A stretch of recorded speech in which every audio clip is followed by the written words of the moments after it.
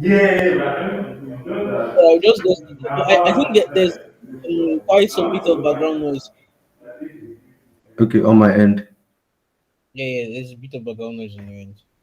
Okay. Let's see if I can- Okay, while we wait for Chinonso to find the better spot to write, good evening, everyone, once again.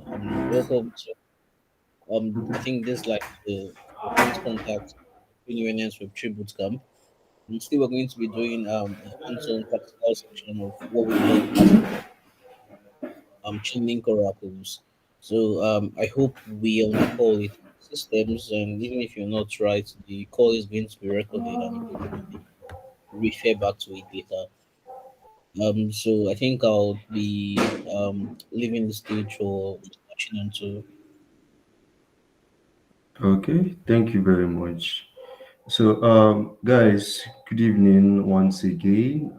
Thank you for joining us today for today's session. And today it's supposed to be more of like a hands-on class. We are supposed to build a smart contract utilizing a Chainlink Oracle today. So, first of all, I would like to ask: do you guys have any question from our last encounter from our last class?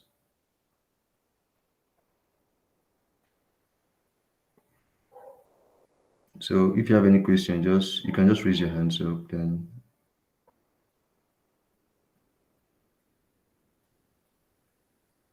okay, no question. That's fine. That's fine. So, the next thing I'd like to ask is, so the last hands-on class you guys had was with Darlington, and you guys were able to write out a harder structure for deployment. Like you wrote down a deployment script, a verification script. Please, if you're in class that day and you still have your code, can I see your hands up, please? If you're in class that day and you still have the code, please your hands up. Okay, so just something. Okay, but at least I'm sure every other person, okay, Sumta, Ezekiel, Victor is here. So the rest of you guys, do you at least you know how to use Hadat, right? If you don't know how to use Hadat, please can you like specify?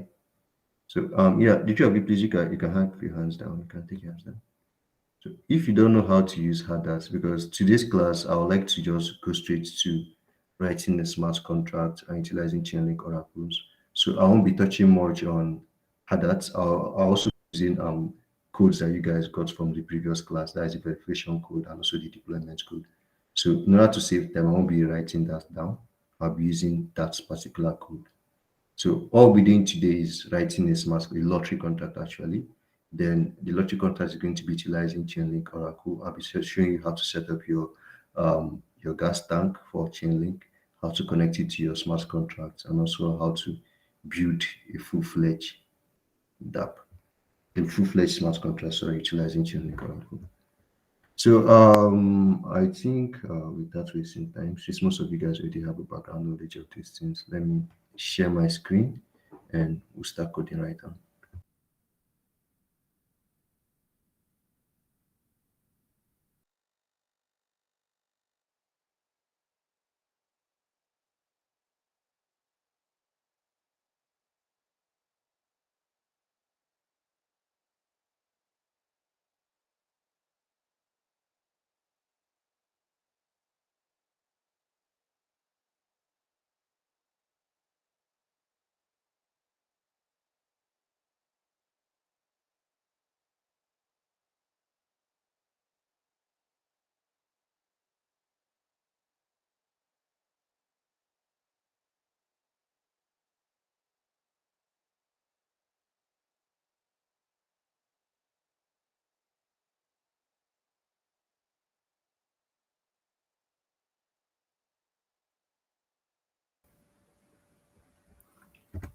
So guys, I think the first thing we'll be doing right now is to set up a. Can you guys see my screen? Please, I need an answer.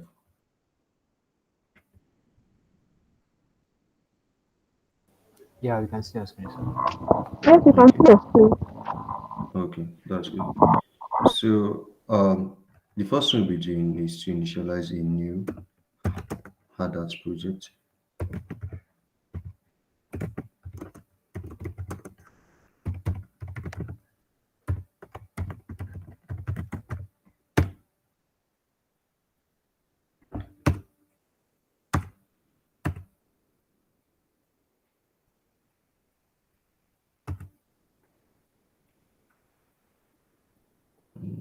Nope, nope, nope, nope.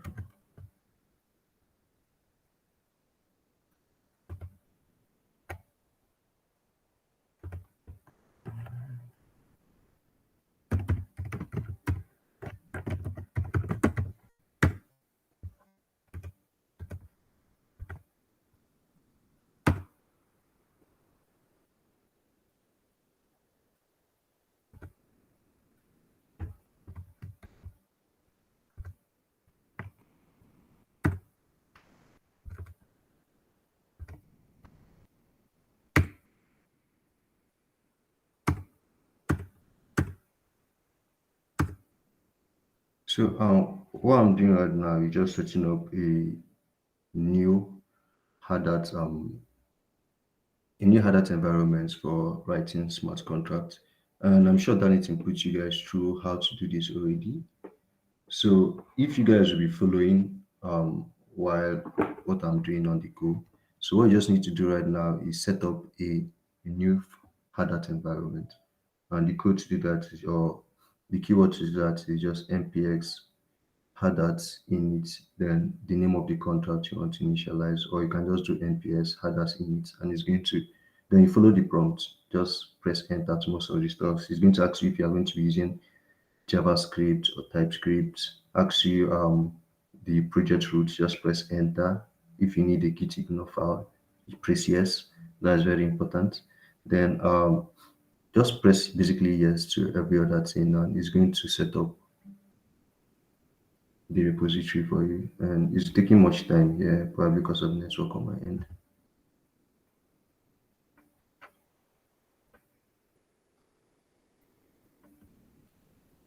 Who is following the class live, please? I would like to know so I'll know who I'm working with and be able to track my speed properly. If you know you'll be coding along, please let me Okay, see your hands up. I'll be coding along, setting up the headers. Yeah, me too, Okay, sir. okay, okay. So we have three people coding along. Okay, that's fine. Yeah, yeah, coding.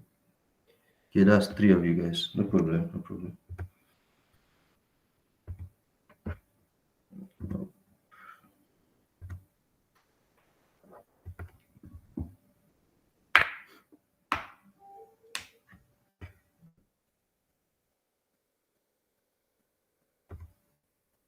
MPX, how that takes a while to set up. So let's just give it a while for everything to go.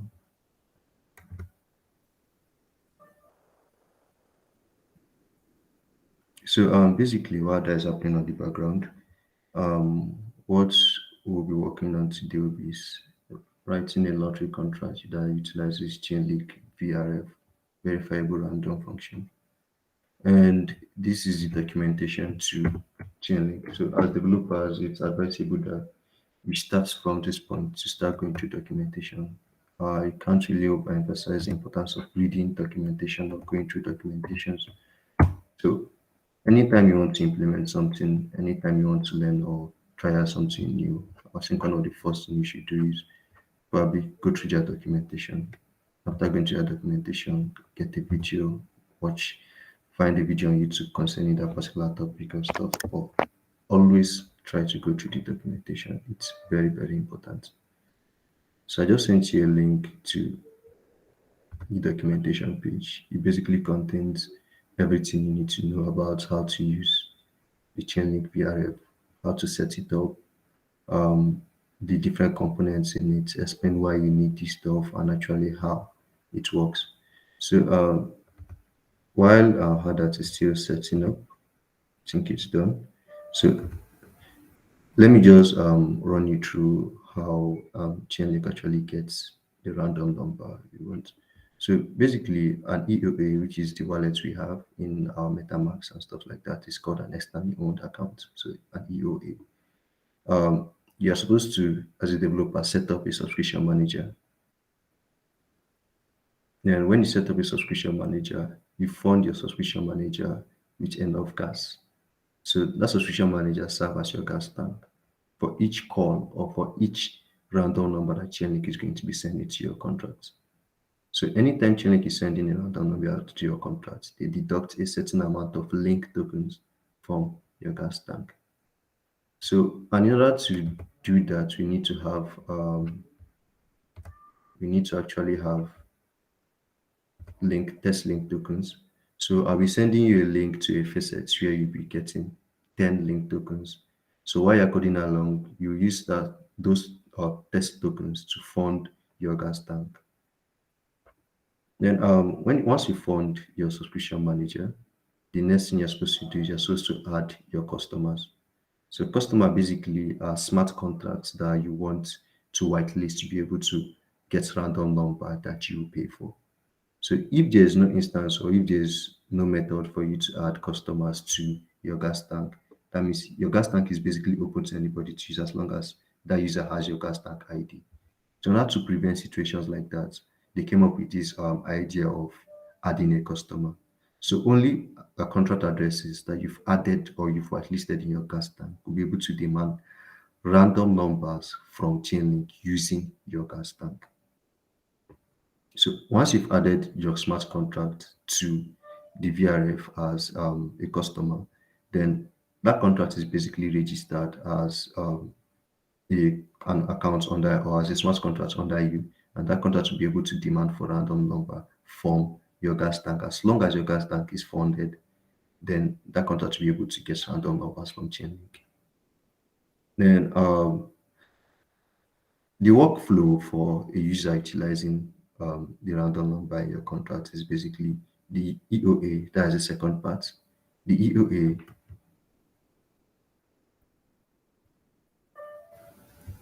request for a random number. I can't increase my screen. The EOA request for a random number, then it goes to the VRF coordinator. The VRF coordinator is a smart contract on chain. Now, this smart contract on chain receives your request. I made mention of that in the previous class that oracles have their contract implementation on chain that serve as middleman between the oracle off chain and the users. So once your contract requests for a random number, the request goes to the VRF coordinator. The VRF coordinator emits an event, and that event that is emitted is being picked up by the Chainlink VRF services that is off chain, listening to events happening on the blockchain. So once it picks up the events emitted by the Chainlink VRF coordinator, probably saying, okay, this contract is requesting for this amount of random numbers. Then the Chainlink VRF service collects that request, then waits for a certain number of blocks to pass as stipulated by the user. So you as a programmer, you can select how many blocks you want to pass before Chainlink will return the random number back to you. And I think the minimum is about 3 blocks. So the minimum you can set is 3 blocks. So if you request for a random number, after 3 blocks, Chainlink will return a random number as long as you stand connected to that contract. So after the stipulated amount of block, the Chainlink BRF service will send back a response containing the random number to the VRF contract. So the VRF coordinator contract is the entity in charge of sending back that random number back to the consuming smart contract. Then once we get the random number back in our contract, we can implement any other logic we want to implement that's either going to consume or utilize the random number that we got from Chainlink. So that is that. Guys, I hope everybody's done setting up others now.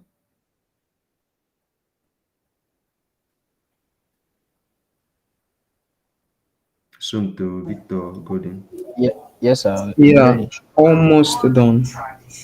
almost done. Having network issues. Okay, okay. I'm ready, sir. Network issue. Okay. Um, I think what we'll do now. I'm coding Let's along. see if you're also coding along. Okay. Have you been able to set up? Yes. Hello? Have you been able to set up I'm a still Hadass on it. project? Yeah, still on it. Is it No, I'm still installing on or you're just starting? it. It's installing now. Okay. Taking up for the Okay. 15. I'm So done. like it's 8 o'clock. Yeah, done. Okay, no problem. Then let's wait for Favor. Let's give it a couple of minutes. So let me try getting the facets, the link to the facet where you're supposed to get link tokens. So you could request for link tokens. I will wait for Favor.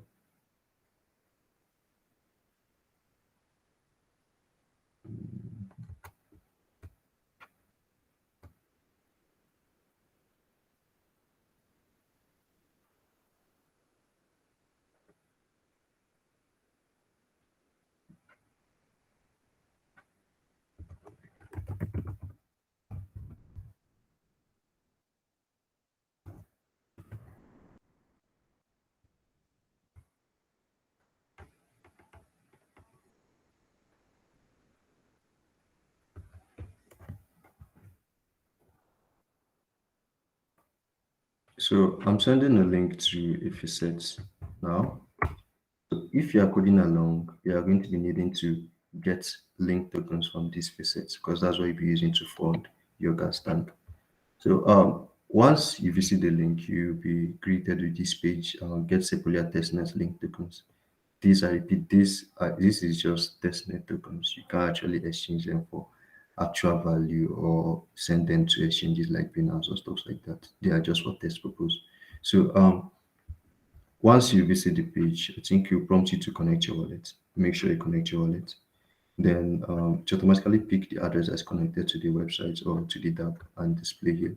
So all you just need to do is click on I'm human. Probably it will display capture for you to solve.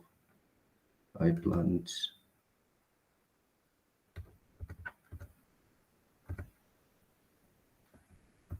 and you request for send me 20 testnet link. So it might take a while, but once it's done, we will receive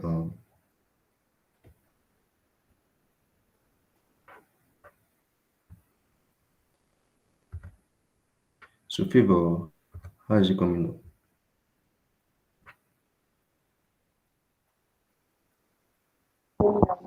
I'm done. I'm done. I'm speaking to you guys now. Okay. So how many of you guys have test link tokens I'm now? not Token transferred. Okay. And that's that. So if I'm to check my wallet now, I'll see that I have test tokens.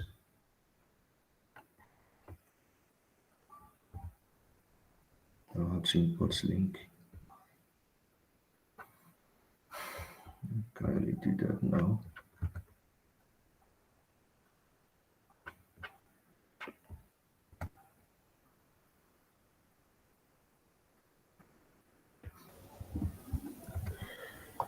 Okay. So have you guys gotten the test tokens? Yeah, 20 links gotten. Okay. Victor, what about you? Golden Favor. Initiating. Okay.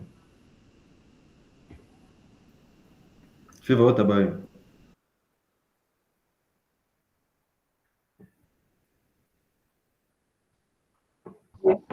I haven't gotten where Have you visited? Did you visit the site? Did you connect your wallet?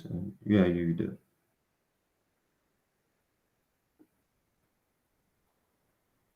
The link to the DApp is in the description. Is in I'm this on the site now. okay.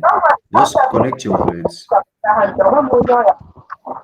Yeah. verify the captcha, then send me Okay, the link. received. Send me like a cool button. You received it. Yeah, I've received it. Okay, okay. So that's good, that's good, that's good. So I think the next thing we are going to do is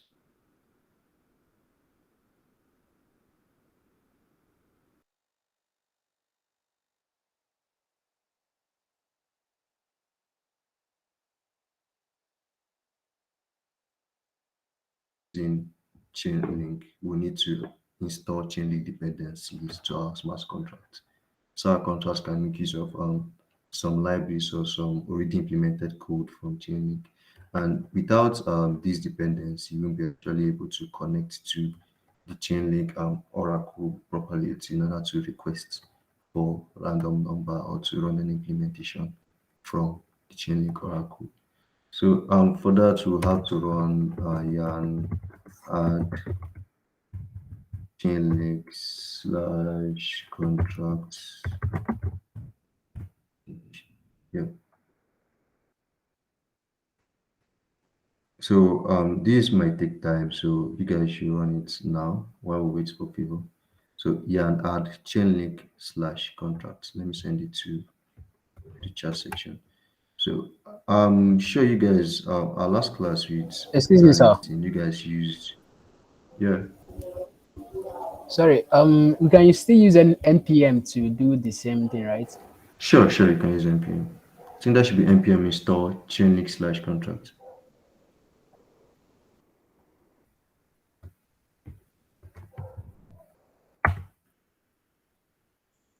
Hello, sir.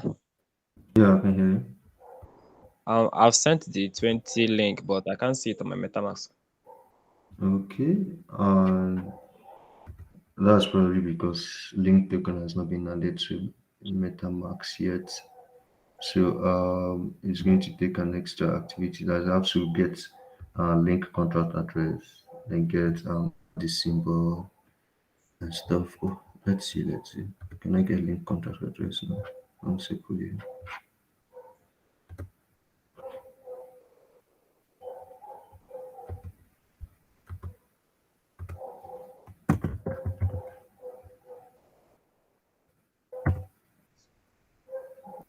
Okay.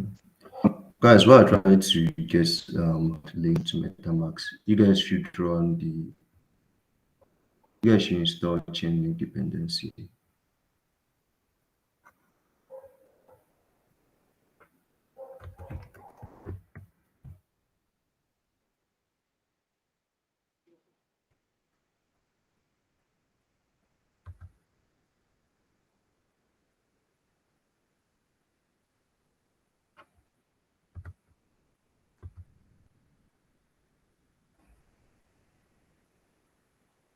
Okay, so JUR tokens, import token.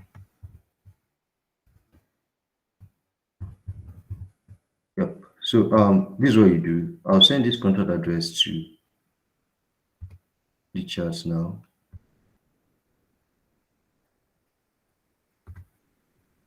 This link contract address. What you do is you go to your MetaMask, go to token session, click on import tokens, then paste the address. Once you paste the address, your MetaMask automatically fetch the symbol and the decimal of the token. Then you just need to click on add custom token and it's going to reflect on your MetaMask. So the address to the token is on the chart now. What was asking about that? I've seen it. Let me try it now. Good. Okay. So guys, those of you that are installing Chainlink, how is it going? We're late already. I would like us to finish this today. Yeah, I'm unable to install it with npm, and also I don't think I have yarn in my system. Yeah, Okay. same thing here. What is it saying? No, now normal errors. Probably And network or npm error code 128, npm error and unknown git error code, npm error command git. try Just the code I just sent to the distance now to the chat. NPM install at okay. Chainlink dash contracts dash save. Try this. This Yeah, should even work. that one failed too. That one failed also. Yeah. I used npm to install yarn, then tried to use yarn to install the package, but it is not working. What was it saying?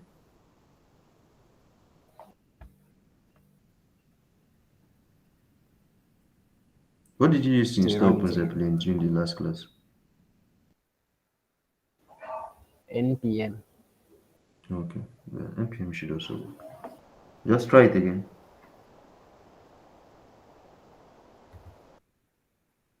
I've not heard from Favor in a while. Favor, how is it going? Neka, I've not heard from you. Even Ezekiel Samuel, I've not heard from you guys. I just got my token now. Yeah, doing okay. You got the token now. That's great. So, if you have yarn installed on your system, your background is noisy. So, if you have yarn installed on your system, use the yarn command I sent. If you don't have yarn installed, then use the npm command that is also there. So, whichever one, both of them work better.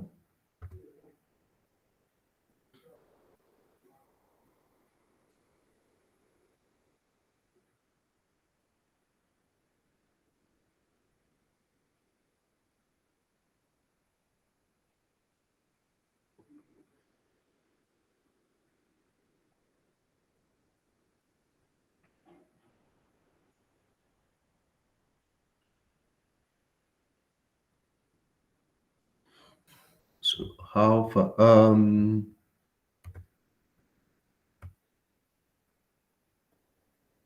Golden, yeah, I've have you gotten been able to add uh, the token?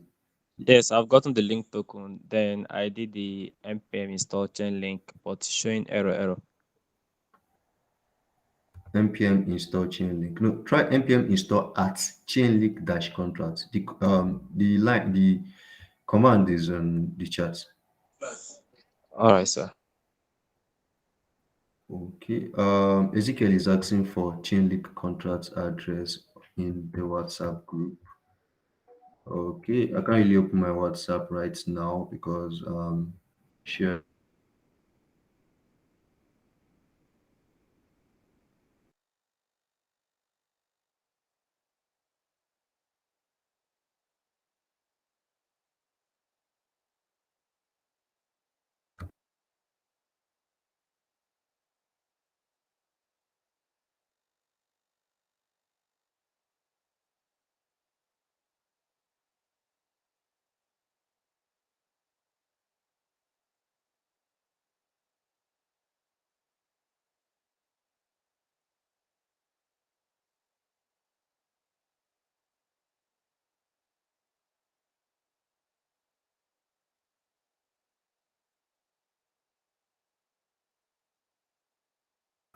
So guys, what is the status on this so far? Because I think we need to move on. I Okay, don't want to I've rush you guys. installed Chainlink with the new code you sent. I've gotten the 20 link, so I'm good to go. Okay, you've also installed Chainlink. Okay, is this Sumto or Victor? Because I'm seeing you both. It's Victor. Okay, Victor. Sumto, what about you? Yeah, the npm command is executed successfully. Okay, executed successfully. Okay, Golden, what about you? Golden and Favor. Chop, chop, chop, chop. What's up? I think you guys will have to move on without me. What's the problem? Yes, I Hmm? have installed the Chainlink and I've the link and the token. Okay, that's good. That's good. Favor, See, I'm trying to yeah, install the change stuff. I know what to serious. I can't really get you. There's noise on your background as if you're moving. What do you say is the problem? Like, what's the problem with installing Chainlink?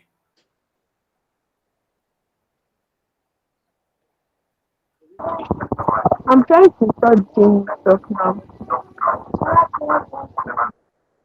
Is it installing or it's giving you an error?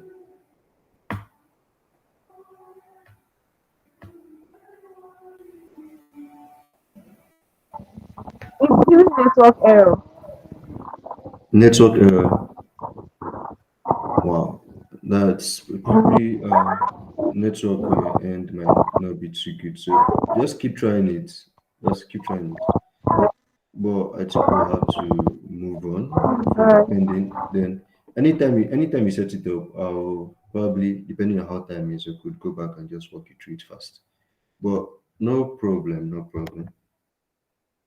So guys, those that have their code up and running, I think what we do now is let's go to our contracts folder. Then we create a new file and let's call it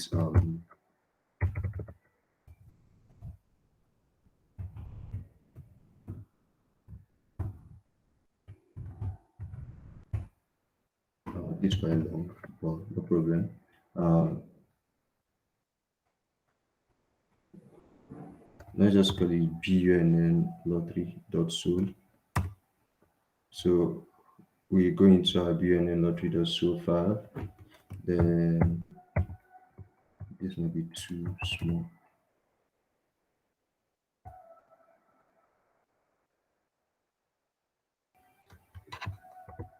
Okay, so the first we need to do is to declare So our sorry, license please, what did I identifier. miss? I was like 5 minutes out. Okay, nothing much. The only thing I just have done so far is to create a new Solidity file inside our contract folder. So you have to cd into open the lottery contract you just initialized. You had that folder I just initialized now. Open it on VS Code. Then cd into contract folder and create a new file. For me, I named my file bunnlottery.so, but you can choose to name your file any other name you're comfortable with. Okay, thank you. So no problem. So after that, the next thing is to declare our license identifier.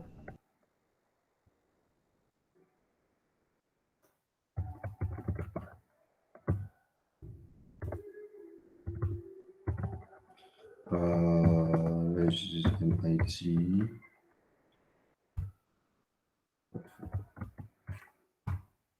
Okay, then we need to comment this. And the next thing is we start coding pragma solidity. Let's use the version 27. Anybody tell me the reason why we're declaring pragma solidity with this number here? I need to be sure you guys are on the same page with me at this moment. I think it specifies the compiler that we are supposed to use to compile our Solidity code. Yeah, that's Okay, good. That's good. Yeah, go on, go on. yeah, I think it specifies the version of the compiler, and the symbol before it means other versions, other future versions as well. Okay. So yeah, just like you would say, our pragma solidity is to define or declare the compiler version we want to use to compile our code. Then this wildcard sign here is just to tell the compiler that you can use any version above 0.8.7 to compile the code. So that is that. I think someone's hand is raised. Okay, no, no. So that is it. That is the reason why we use pragma solidity, then whichever version you want. So the next thing we are going to do is a very, very important step, which is to import the dependencies we'll be needing for this code. So we'll be needing about 3 different dependencies from Chain.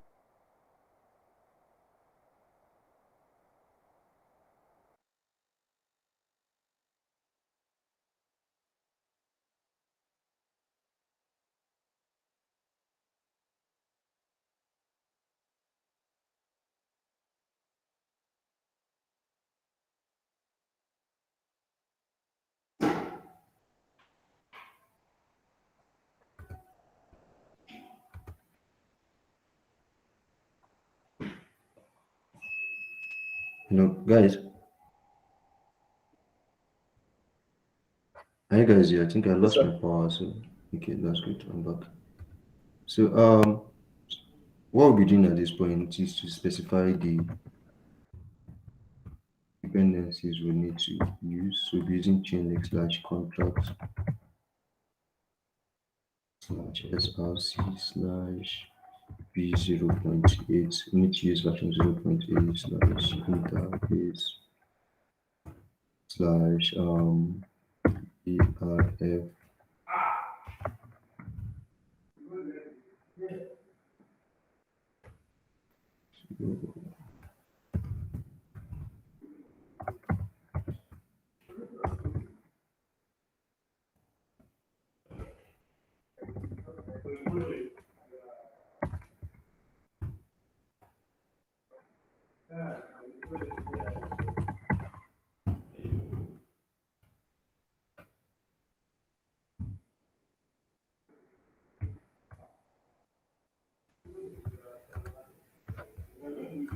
Okay.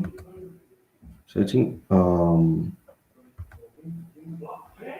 import Chainlink.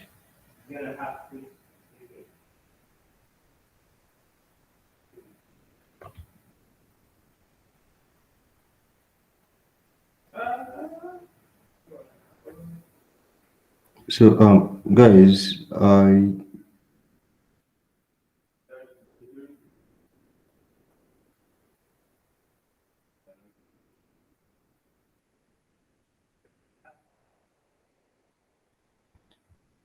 I think my Chainlink didn't install properly. So those of you that installed Chainlink,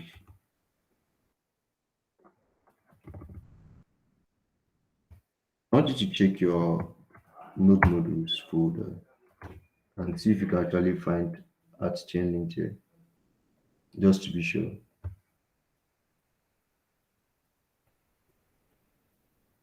Hey, on it. Yeah, just check your node modules folder.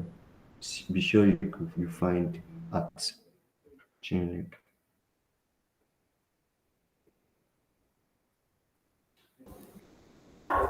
Yeah, I have a Chainlink. Okay, that's good. That's good.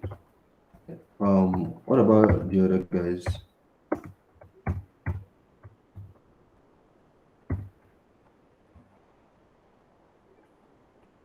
Okay, mine just installed, so the error went.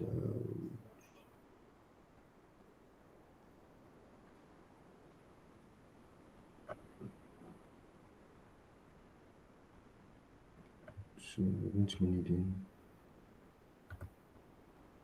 Chainlink contract, SRC. I'll be sending this the code to the chat now. I just need to write it down first. SRC version 0.8. Yeah,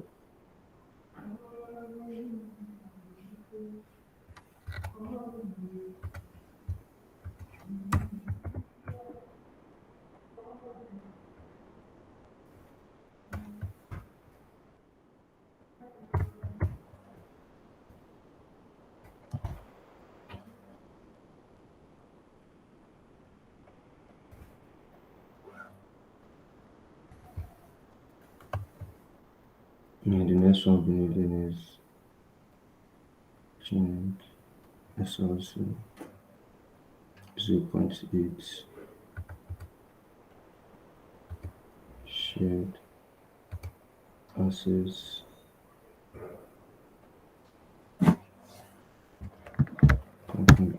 soon.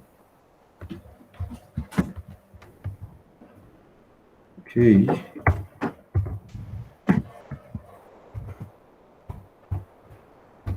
so we'll also be needing this.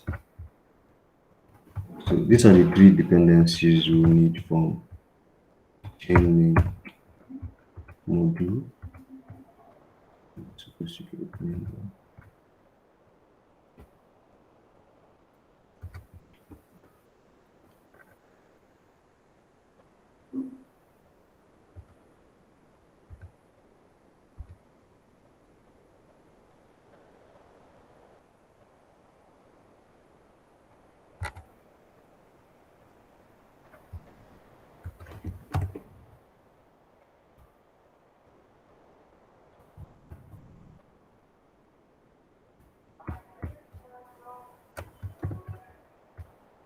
Okay, so that's it. So I'm going to be sending these now to chat. So if you couldn't type along, okay.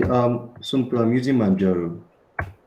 So it's close to. It's more of like a Linux distro, similar to Ubuntu.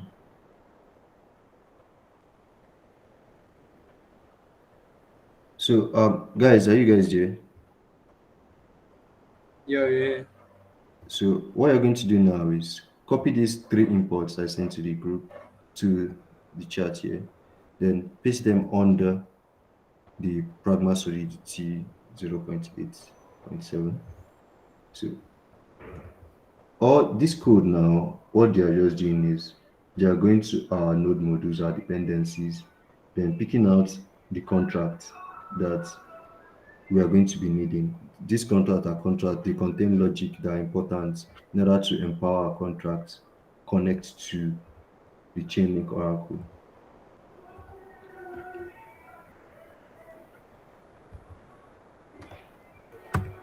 And sorry, do you guys know what this import statement do? I'm sure you guys are coming from the two backgrounds, so you know what import does in JavaScript and the rest. Yeah, we know that. Okay, that's good. So it's similar to what it does in Web 2. It just brings in the code from these other files into this current scope, so you can make use of them here. Then the next thing we are going to be doing now is declaring our contract BUNN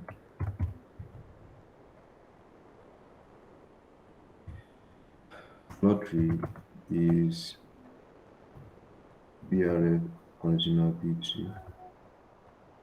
Then it's also content owner.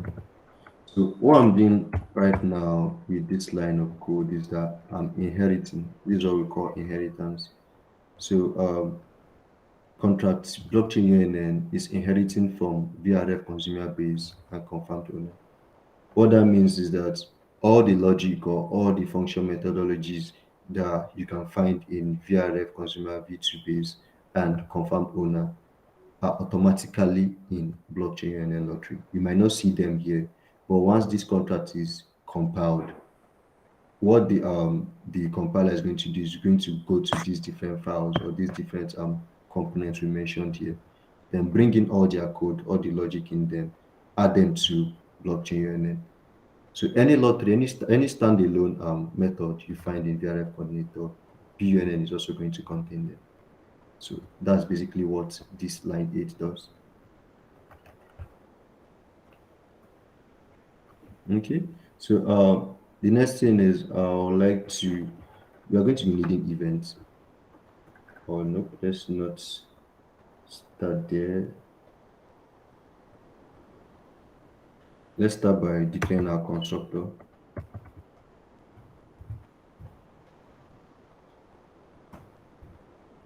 Constructor is basically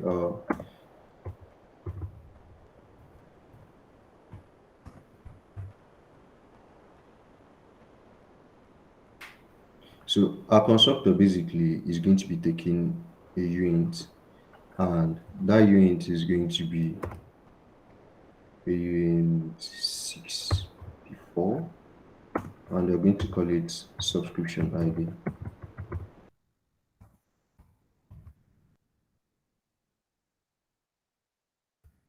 We're going to be getting this ID from our gas tank. So after writing most of the implementation for the smart contracts, I'll be putting you guys through how to go to the gas tank, deploy a new gas tank, and get the subscription ID from that gas tank. So once we are deploying this contract, you're going to be passing in the subscription ID into the contract. Okay.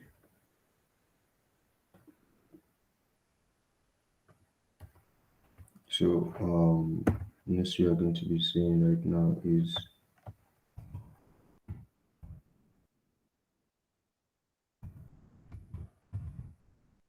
the consumer base. You're going to be passing in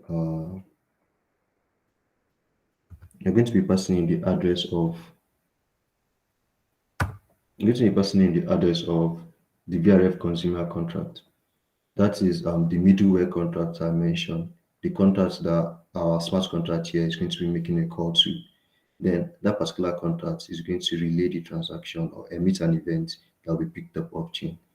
So later I'm going to add the address here.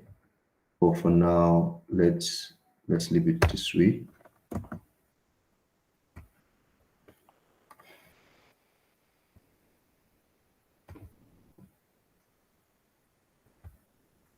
So this is supposed to be here. Then we are also going to be passing confirmed owner. So this confirmed owner, the third import we have here is more of like an ownership contract. So the contract contains the implementation for managing the owner of a smart contract. I don't know if you guys have heard of the concept of ownership in smart contracts previously, maybe during the latest class. Or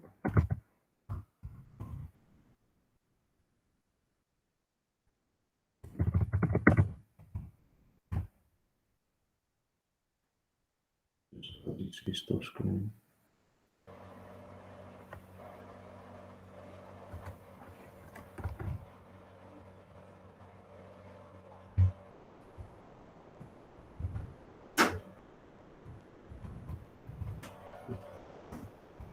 So next thing you are declaring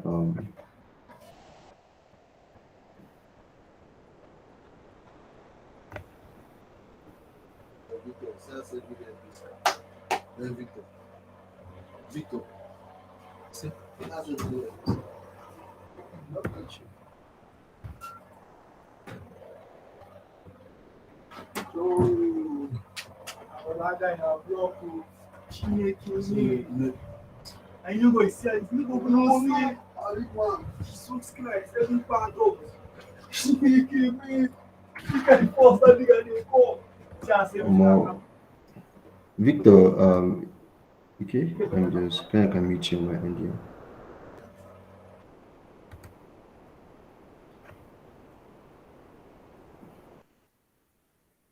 So the next thing, you have to declare or define the coordinator. So the coordinator, just like I mentioned, is a contract that stands in between our contracts and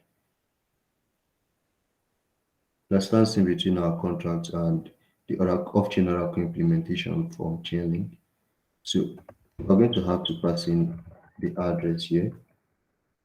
Then okay, then we'll come to that. So we need to initialize the subscription ID we'll be using. So the next thing we should do is to create state variables to handle these stuff. So they stop throwing errors.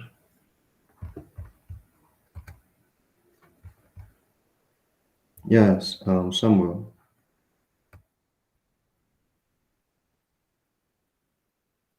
Samuel, you can ask a question.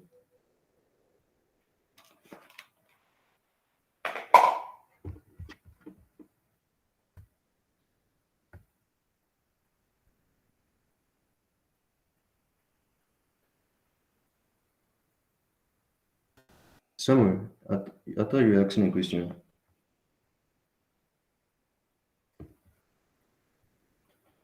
Okay, probably a mistake.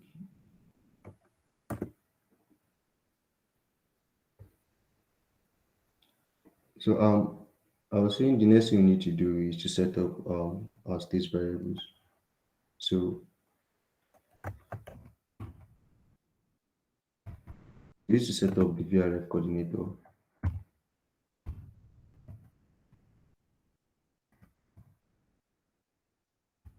Set up VRF coordinator V2 interface.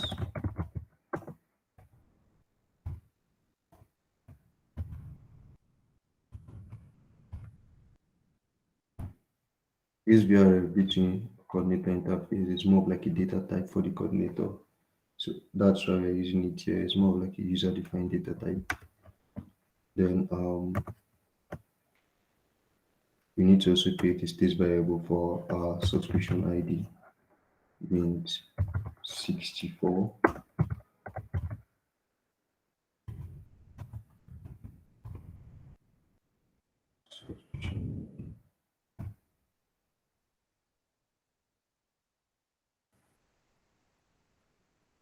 Okay.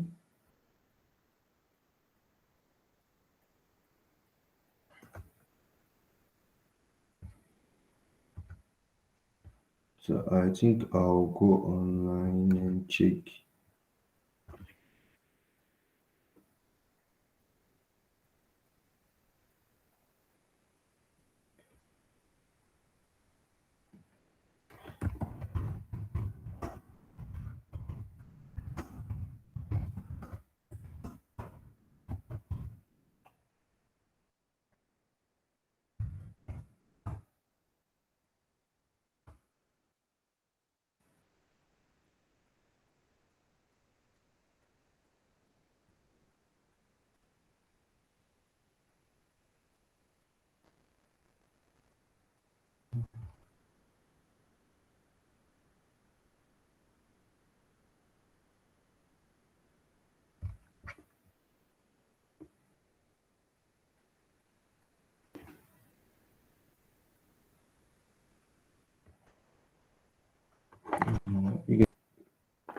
me for a minute. I think my system is hanging. So at this point you need to get coordinator contract. I'll just pick it from the previous code I have here. So I'll send that also to the chat. Excuse me, sir. Yeah. How do we get our own coordinator contract? Is it just from our That's wallet address? no. The connector contract is the same. Is one implementation for the entirety of Sepolia. So as long as you are using Chainlink VRF on Sepolia, you are using the same coordinator contract. So I just sent it to Okay, okay. a middleman between our contracts and implementation of the Oracle. So if I'm going to be sending a request, if I'm going to be sending, if you're also going to send in a request, we are both sending the request to the same middleman. So that middleman is this contract. This contract will collect our request, emit an event that will be picked up off chain by the Oracle.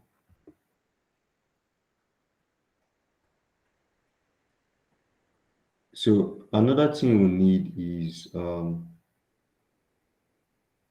need to set up a struct.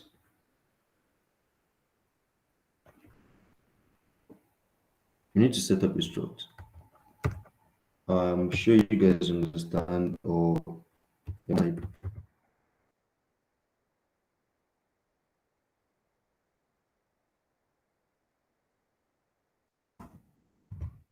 so I'm going to be using the this struct to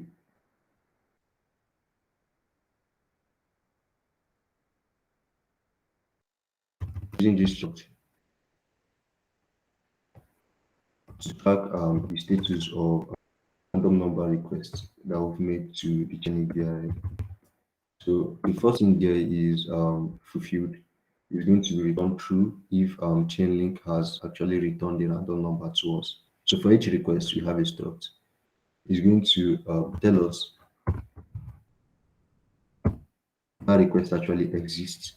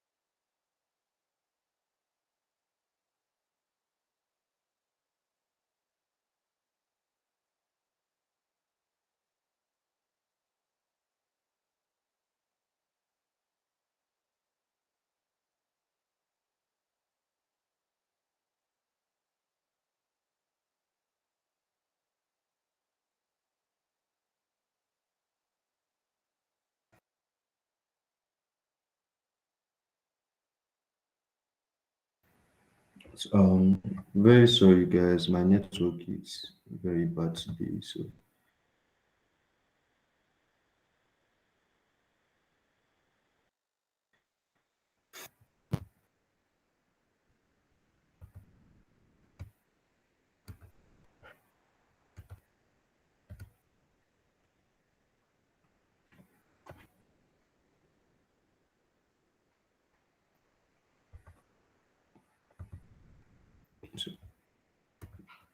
guys, can you hear me? Yeah, we can hear you. Victor, Okay, Sunil, yes, can you guys hear me? I can hear you, sir. I hear you, sir. I can hear you, boss.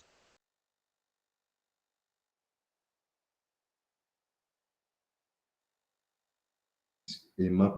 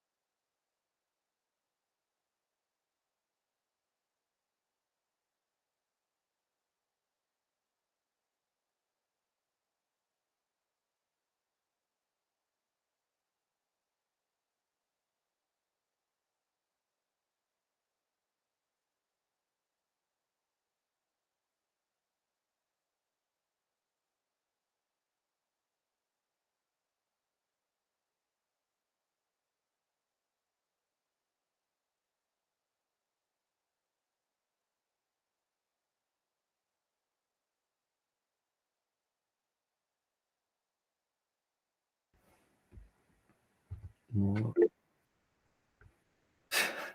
I'm very sorry, guys. Like the network here, it's worse than worse. So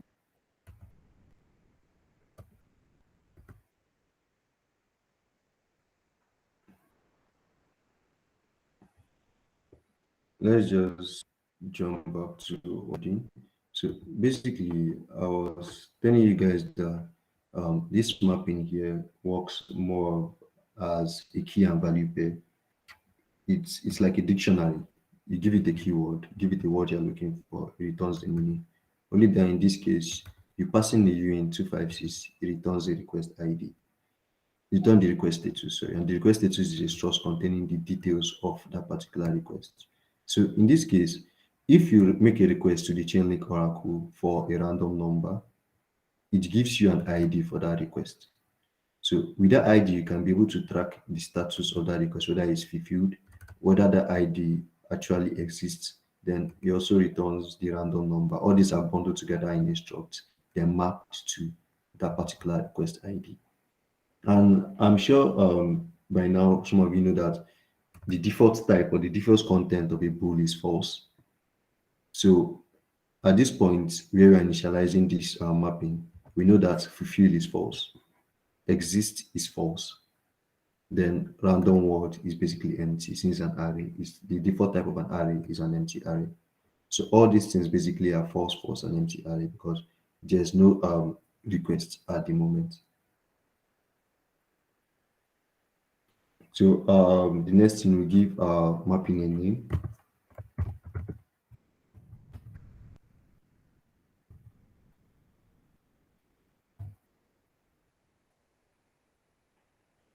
Okay. So the next thing we need to do, we need to track our request IDs with an array.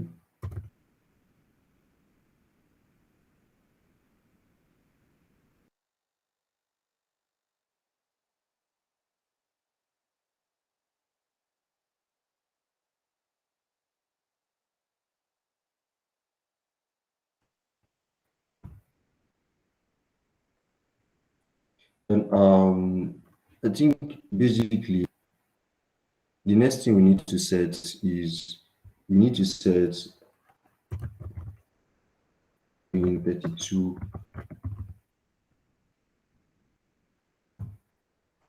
copper gas limit. What this basically does is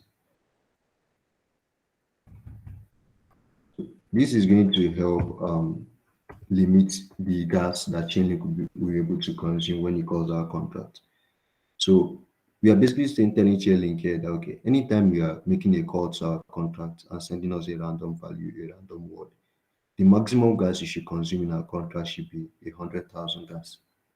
So that way, if you have a loop or a for implementation that's consuming too much gas, Chainlink is actually going to limit the gas it's consuming. So once it gets to 100,000 gas, it's going to stop executing.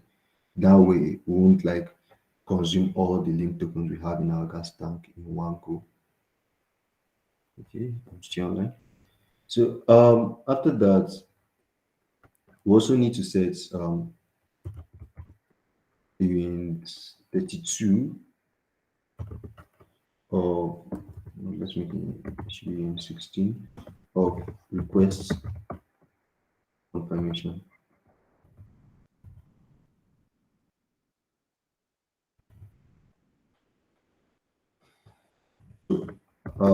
When I was explaining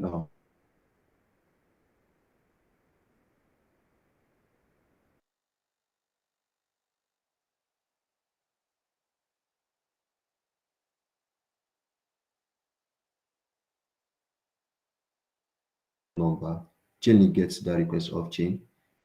And since you are specifying three here, Chainlink is going to wait for 3 block confirmation. This is the minimum we can set.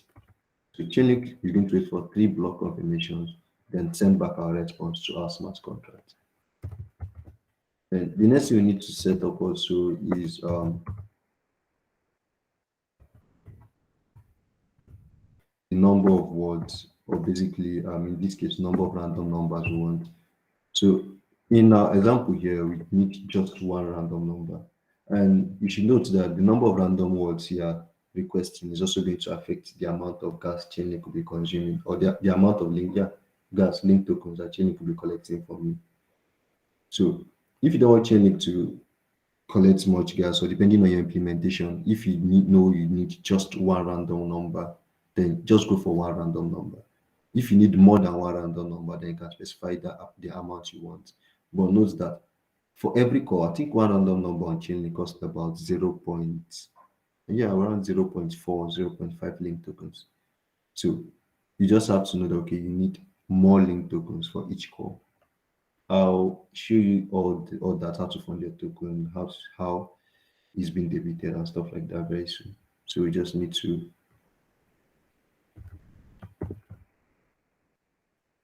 Sorry for guys that are following. Am I too fast? Is there anything that? Is there any issue?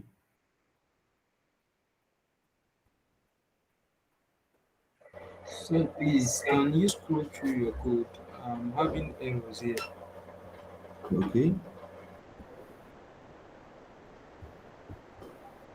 So where's your error? Have you tried hovering over your error? Okay, I think I'm following. I'm seeing the same red line as yours. Okay. The same as mine, right? Yeah. So can I see your constructor, please? Okay. There's it. So for my constructor, I'm hard coding the Vainly consumer base. That's a coordinator contract. So the constructor is taking in subscription ID, then it's using that subscription ID to initialize this particular contract. Then remember that our contract is importing or inheriting from VRF consumer base. And VRF consumer base also has a constructor. So that constructor needs to take in an argument, which is the coordinator's address. So that's why once we declare our constructor by writing constructor, this is going to contain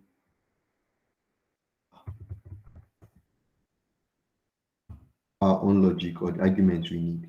Then if you're importing any other contract, if you're inheriting from any other contract that has a constructor that needs to be initialized also, what you do is you write the name of that contract in our case is VRF. So be like VRF consumer, blah blah blah. Then we pass in any data type it needs, any data it needs. Then our ownership contract to also they call a constructor. So in that ownership contract, we also pass in the data it needs also. So this is basically how to initialize a constructor, especially if you are inheriting or if you are inheriting from multiple contracts. But if VRF coordinator contract that we are inheriting from does not need or its contractor is not collecting any argument, then we'll basically just clean it, leave it empty, and it's going to still work as expected. Yeah, I'm coming. Yeah, something you can ask a question. Yes, sorry. Sorry. Wait, let me pull up my list. Okay. I'm trying to ask reason something. So now, Chainlink bar, you can use Chainlink has a code like to verify a modifier that confirms that let's say only the owner can call a contract. I mean a function, right? Yeah, yeah. And Open Zeppelin has the same sort of Implementation. implementation. Yep, yep. Okay. Right. So basically, the both of them do the same thing. It's just matter of choice. Since the thing is, our current code base needs a ownership like implementation in order to restrict some certain functions to the owner. And since Chainlink already has that implementation, that module in place, there's no need for me to go back and import OpenZeppelin. Chainlink has it here and it's working perfectly, so I can just make use of that. So it does depends on whichever one you want to use at that moment or whichever one you're comfortable with. If you want to use OpenZeppelin's own, fine, you can import OpenZeppelin's own and it's going to still work.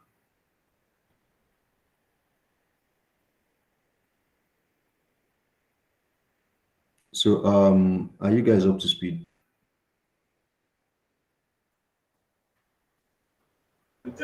Yeah, me too. Okay, okay.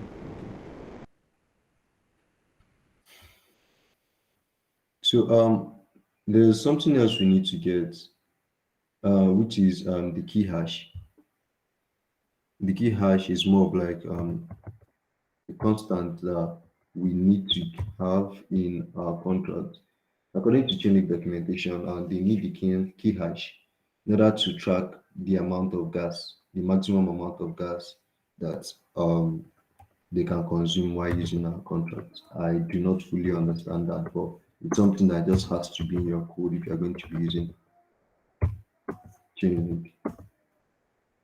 So it's a long 2 byte hash. So I'm just going to copy it from a previous code base. Like this. I'll also be sending that to.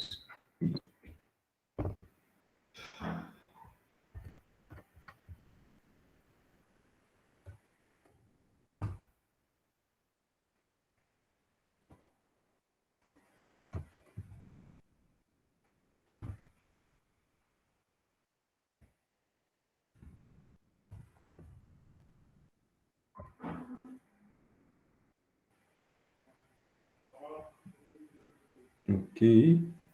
So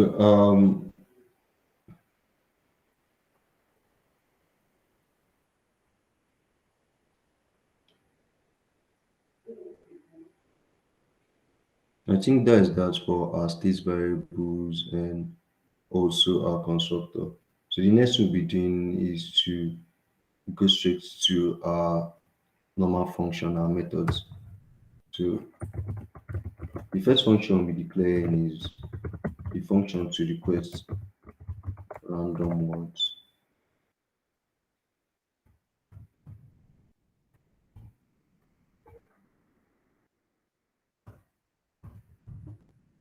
It's going to be an internal function and it's going to return 256 request ID.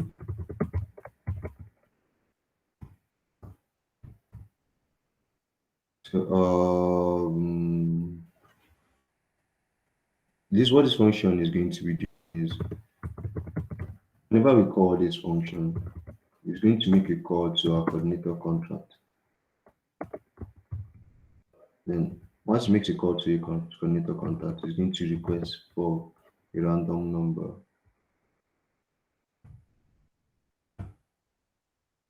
But the request random word is collecting a set of arguments, which is the key hash that we just specified that we got from the previous code base. It's going to collect subscription ID. Subscription ID is going to you're going to get that from our personal gas tank, which we'll set up very soon. Then you're also going to be passing in the request confirmations. That's how many block confirmation we want before it calls back to us to send the data. Then we'll be specifying the gas limit. Then we're going to also finally be sending the number of words we need from the Chainlink VRF contract.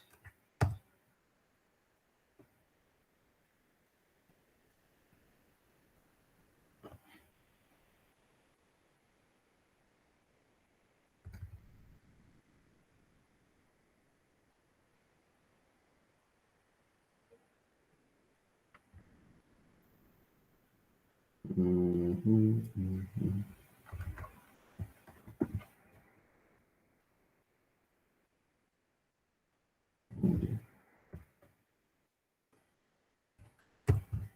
So I don't know if you guys know, but there are two ways to return in Solidity. You could return explicitly or you could return implicitly. So if you are returning explicitly, you have to specify the return RETURN. Then you specify the name of what you want to return, probably request ID. But if you are going to request return this way, then you have to remove the title from here. Then this is how to actually return. But there's a more simplified way. You could just return, you specify the data type, then you also specify the name of the parameter. So once you specify the data and name of the parameter, you do not need to use the return keyword in your function anymore. All you just need to do is, and you also do not need to pass in the data type. If you notice at this point, you are not passing any data type to request ID because we've declared it here. So it's more of like we are just calling this variable here, then assigning it to whatever we get from calling this particular function in the coordinator contract. I don't know if you guys understand.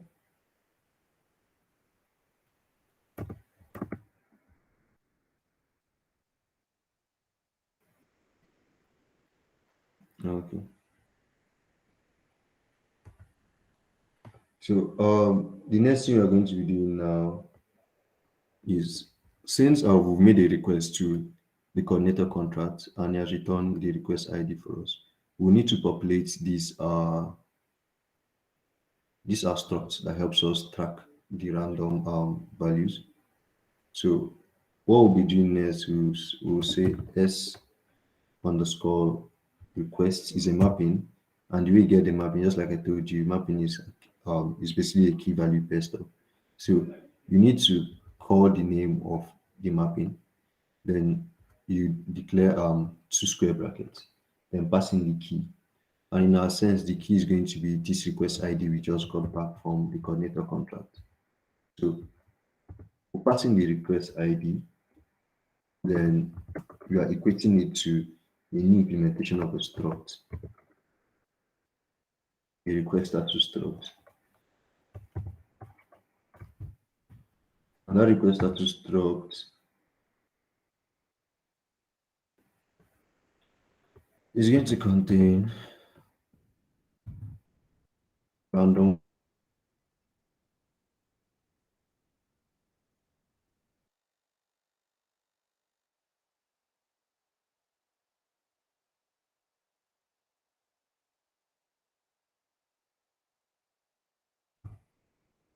This now is to instantiate is to define these random words we have in this struct here. Then the next thing we are going to be doing is we are going to be working on the exits. Exits, we are setting it up as true. That's because we've made a request now with that ID, so we want it to be true. Then the next thing is going to be the fulfilled, whether or not the request has been fulfilled. In this case, we just made the request, so it hasn't been fulfilled. So we store it as false. So with this now, we've basically created a mapping of a unit, which is the random, the ID of the request we just got, then to the request status. And basically, Hello, sir. yeah. Sir, in line 46, I don't understand that code. 49, This 49, sorry. okay, 49. Okay, Yes, I thought so random was an array. So the new array, I don't understand what. yeah, so basically, random words is an array. But what we're doing now is instantiating a sorry, my bad.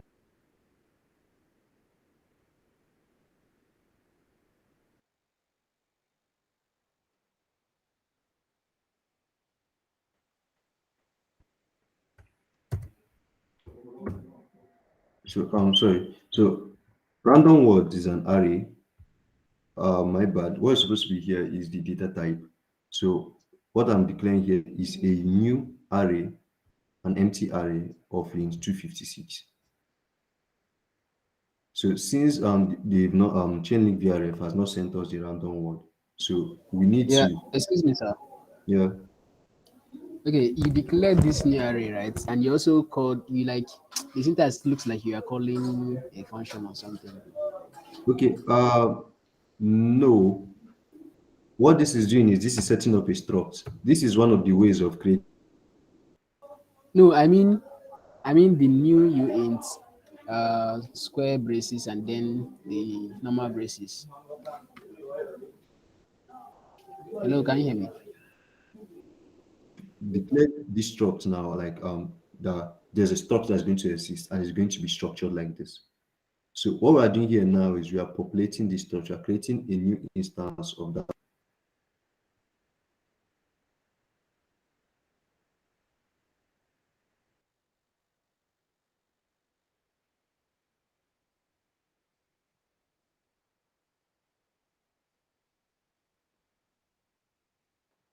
This should be what you get. This particular structure should be what you get. So we are just populating this mapping with this new structure we defined. I don't know if that was clear. Sir, so the zero inside the brackets in the unit, what does it mean? Okay, that means it's going to contain zero. At this moment, it should contain zero. Because in memory, you need to, if you are creating a new array in memory, you need to be Okay, explicit. You need to define the type, the number you want. So okay, like the zero there is like you are pushing, maybe the first value you're pushing there is just zero. Is that what it no, means? no, no, no. This zero is saying that this array should be empty. Okay. Wait, on initialization, is the array not empty? Okay,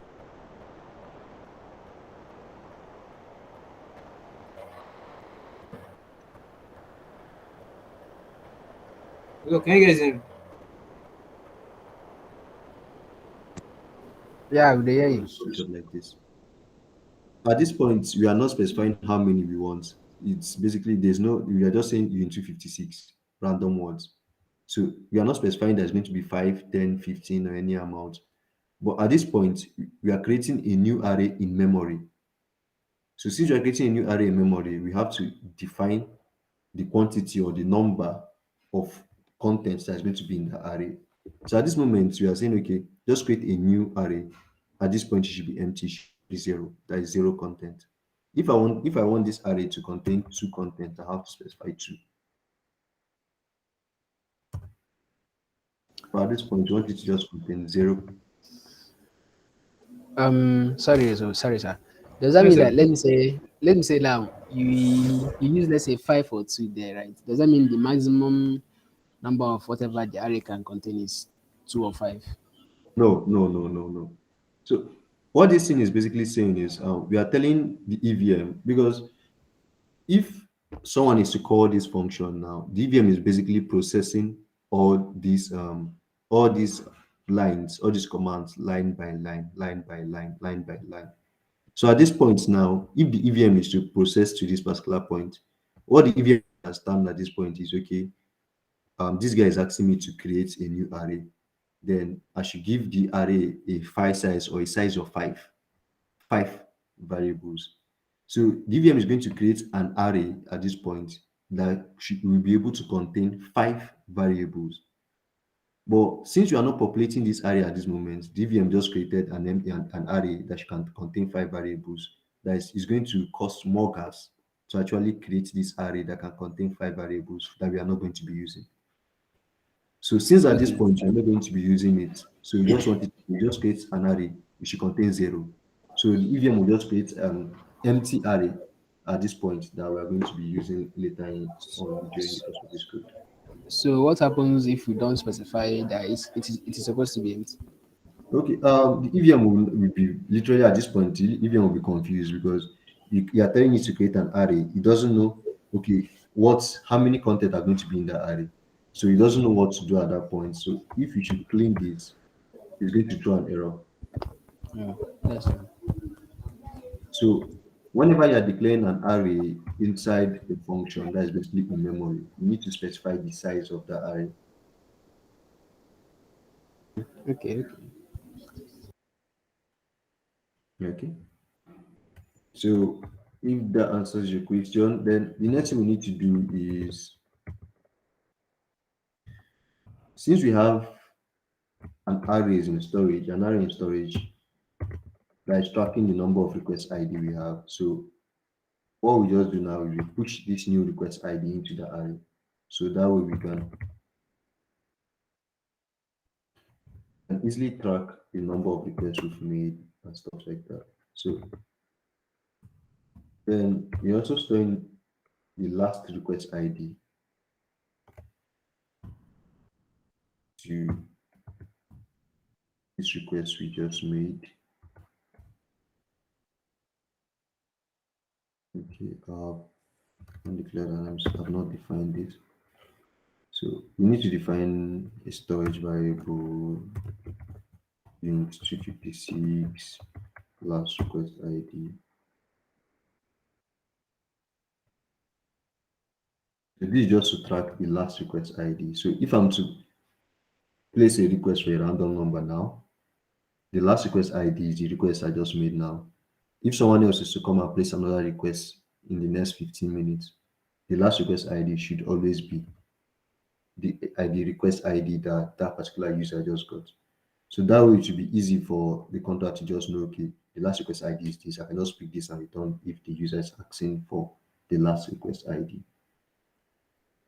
We are going to be using that in this function more often.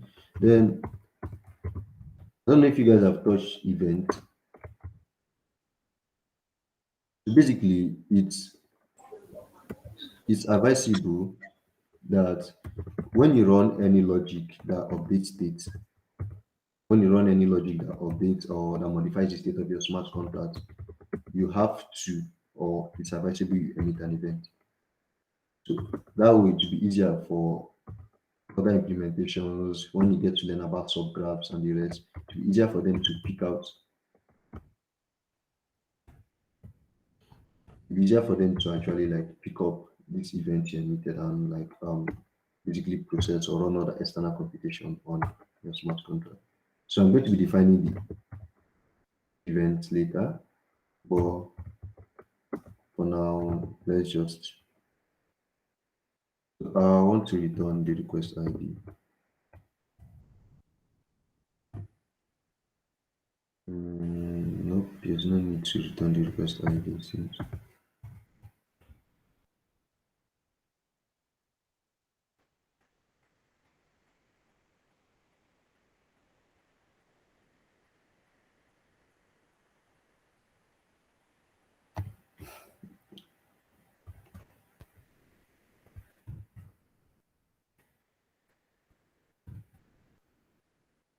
So I'll need to define this event.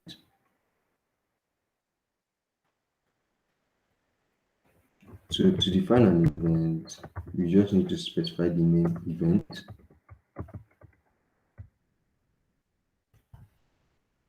then passing the name of the event, then we're passing the data type that will be emitting in the event. 256 quote ID. Then we also want to emit in 32, which is the number of words,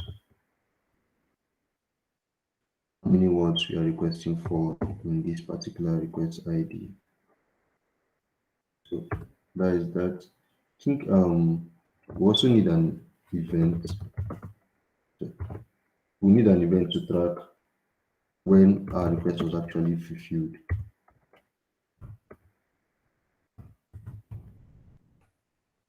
And for that, we are going to collect int 256 for the request ID also. Then we're also going to collect int 256. Well, it's going to be for the array of random words that are going to be getting from Chainlink.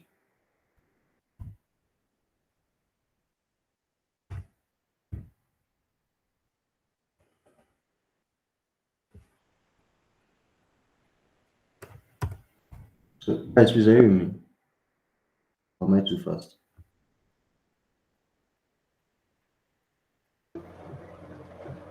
It's you. I went to the events. Yeah, okay.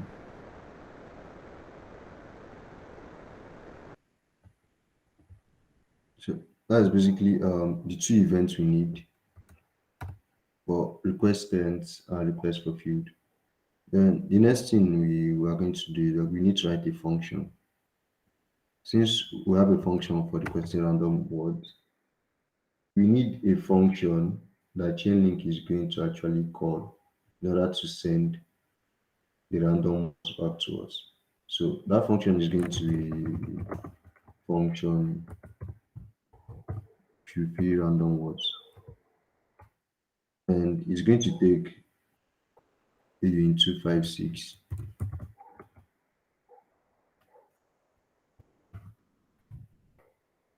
of the request ID. Then it's going to take in 256 array of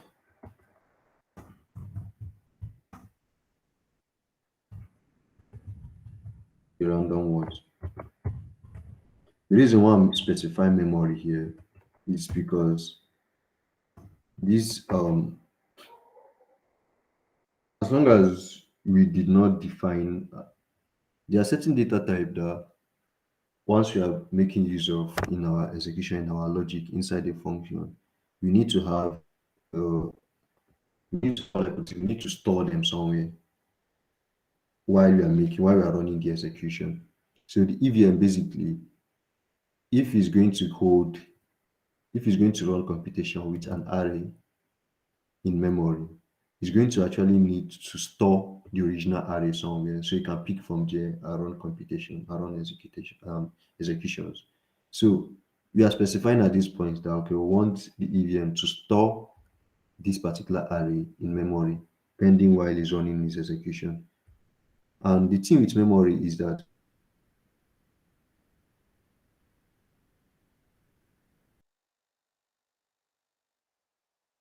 they probably store or alter the storage, as in the permanent storage of this contract.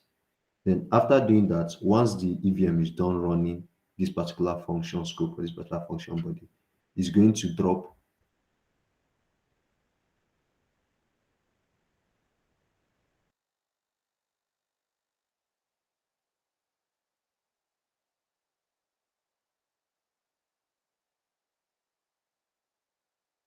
and just use to store data that is going to use to run computation for the meantime.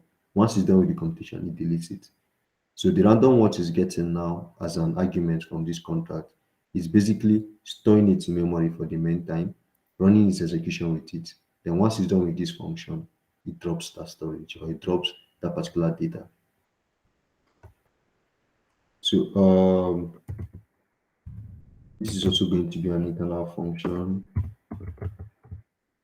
and we are going to be overriding. We are going to be overriding data that is in consumer VRF consumer base. That is, this override keyword is used mostly during inheritance. So if you're inheriting any from any contract and you want to, let's say you want to alter some of the functions. For example, you're inheriting from a contract that does 1 plus 1. That has a function called addition, and the addition does basically A plus B and it turns the answer C. And let's say you want to change the logic of addition, but you don't want to rewrite the entire contract. So what you just do is you write a function that is going to be answering the same name as the addition function in your new contract. You collect the same data, then what you're going to specify here is override. So override means that okay, the EVM is going to take preference of this particular contract over the function, over the same implementation that is in the contract you're inheriting. So that way you're going to pick every other function in the contract you're inheriting, good. But when it comes to this particular function here, the EVM is going to prefer or pick this one over what is in the contract you're inheriting. So that's why we have this override here, because we want to actually override the fulfill random words implementation that Chainlink has in their VRF consumer V2 contract.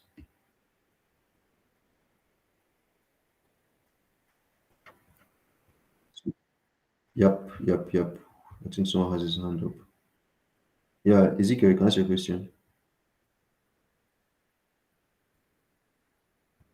Overriding.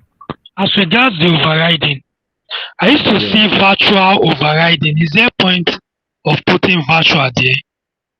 Okay. Yeah. So virtual is going to be on the contract, the function that you want to override. So if a function is marked as virtual, it means that you can actually override it.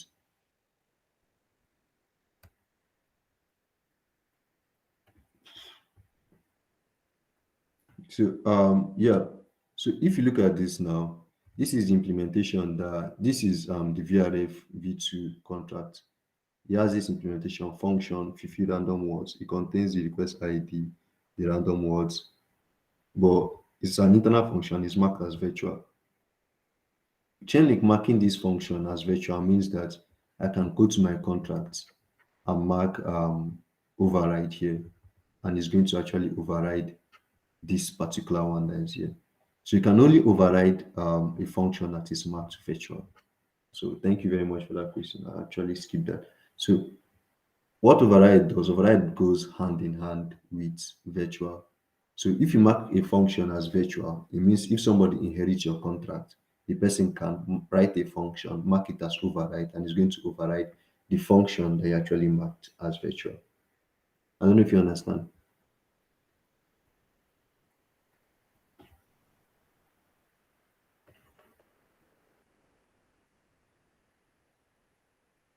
Ezekiel, do you understand?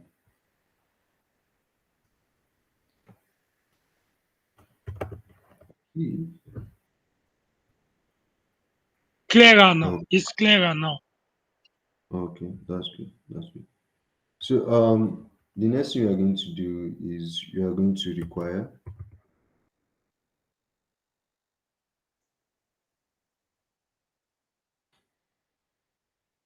I'm going to require that s underscore request of underscore request ID we are collecting dot exists. Yeah,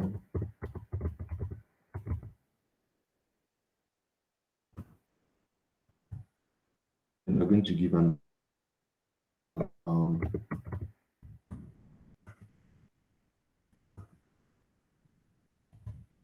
so when it comes to require asserts and functions like or like call it methods like that in Solidity. What require does is require takes in two things. It takes in a condition, then it takes in an error message. So just like the word sounds require, what it's going to be doing is going to require or is going to ensure that it's going how will I put it? It's going to need. Basically require means okay, I need this stuff. So it's going to ensure that request ID, this is a mapping, request ID of this request ID actually exists. So normally request this s underscore request ID is going to return a struct. So when it returns the struct, dot exist is going to destructure the struct to get the dot exist variable in this mapping. This is what it's going for. So it's going to get the this s request, passing a ID, the key, is going to get the struct, destructure it to get this exist. So this exists if it returns true. So I'm basically saying, okay, required that this is true. Then if it's not true, reverse or throw an error, stop the execution, throw this error, request not found. So require is going to run any logic in this first part. Then if the logic execution it runs gives it like a true variable, like a true statement, is going to pass. But if for any instance it gets a false here, it's going to throw an error, request not found. So what we're doing this is that we are basically saying that okay, if Chainlink and they are sending us a request ID that we didn't request for, we should like basically reject the execution. So that way we are going to ensure that okay, if Chainlink or if anybody is sending any random number to this contract, it's going to be a random number that we actually requested for from this contract. So that's why we have the implementation there. So the next thing you're going to do is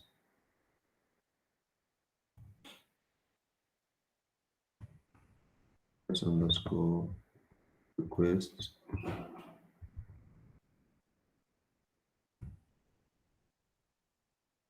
request ID dot fulfill true. So since we've initially made a check here that okay, require that s that this request actually exists. So if the request actually exists, then yes, we move to the next line. So the next line, what I want to do is I want to make sure that I want to store that this request now has been fulfilled. So we set this, which is s request request ID dot fulfilled. We set it to true. Then the next thing is we store the random words that we are getting from this function call. All these are in a mapping, which is request s request. You're passing the key, which is the request ID. Then dots random words. Dots random words is going to actually we are assigning it to the random words we are getting from this contract, from this call. Sorry. So after doing that, we would like to emit an event to probably tell the outside world that we've received a random value from Chainlink. So it's going to be request fulfilled. There's our code here. Yeah, request fulfilled. And underscore request ID and so if you notice when we are declaring the event, we name the event request fulfilled.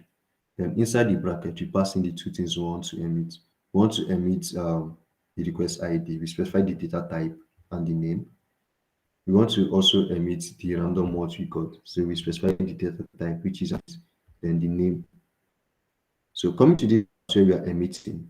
So you declare this with event keyword. We emit with an emit keyword. So we say emit, we pass in the name of the event. It must match the name we declared here. So after passing in the name of the event, we pass in the data we want to emit. The data now we want to emit or we are emitting at this point must match the data type we declared here. So if I'm since I'm expecting a Uint 256 and an array of Uints, it should be the same thing here. A Uint 256 and an array of Uints.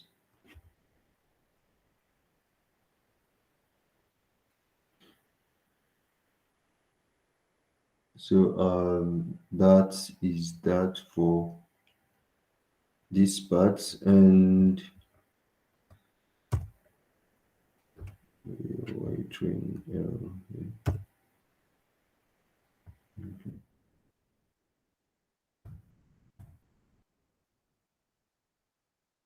so Excuse me, sir. yeah, During the event definition, right? yeah, Random was supposed to be an array according to event. Event definition. yeah. But now when we are trying to emit it, we have just pass a normal random words. Okay, that is because we are collecting this random words is the argument, the name of the argument we collected from in this function.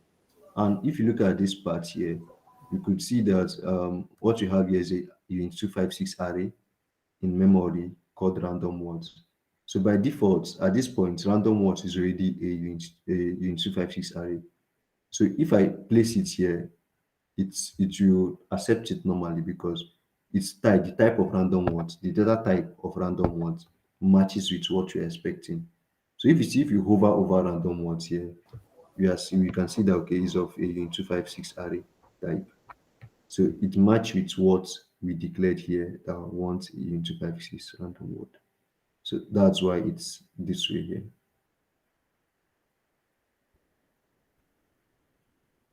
I don't know if that makes sense.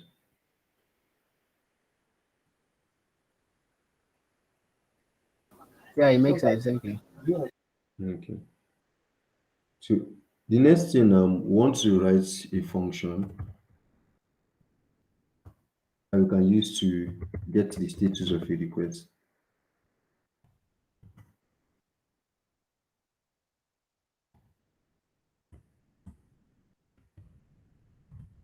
So we're going to be get request status is going to collect in 256 of a request ID. Then it's going to be a public function. It's going to be a view function. It's going to I'll need someone to reply me. You guys know what view function visibilities are now, the view function, the public function, external function, internal function. Do you guys know what those are? Yeah, yes, sir. Okay, okay, that's good. So I don't need to say that. Okay, so this is going to return this is basically going to collect a request ID. Then it's going to return the structured struct we have here. Remember that what we have here is a mapping data type of a Uint to a struct called request status. So that function is going to collect a Uint 256, which is a request ID. It's going to pass it to this mapping, get this struct, destructure this struct, and return it back to the user. So that way, if a user has a request ID, the user can get the details of that request, whether it has been fulfilled, whether it actually exists. Then if the request has been fulfilled, it's also going to display the random words that Chainlink sent to the actual request ID. So what we'll be needing is a boolean that we'll be calling fulfilled. We also need a Uint 256 array, which will be stored in memory.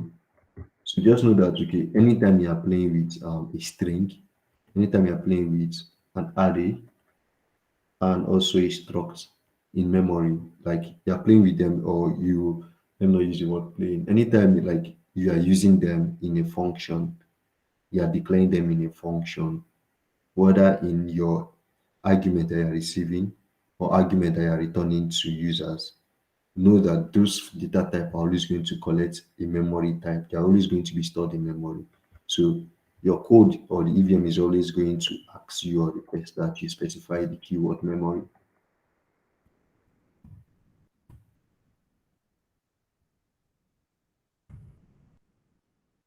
So it's going to return the random words for to us. Then what we're going to be doing here, you need to also require that it exists. So we want to retype that, just copy from the previous code, paste here. Then after requiring that, the next thing we need to do is request status is a memory implementation of we are going to call it request is equal to s underscore request bracket request ID. So what this is doing is that we have a mapping called s request, and the mapping is taking a key which is the request ID and is returning a struct. So we are declaring a struct here, a memory instance of a struct. Then we are assigning it to the value you are going to be getting from this mapping. I know mapping and structs are kind of like technical, but the more you use them, the more you understand them better. So this alone, this call, this line here is going to return a struct. So we are assigning that struct using this equal to sign to this memory instance of the struct that we have here. So that's basically what line 69 is doing. So after getting the state, the memory implementation of that particular struct, what we need to do now is we need to return. So I would like to return not request dot success, but this time request dot fulfilled. Then I also like to return request dot random word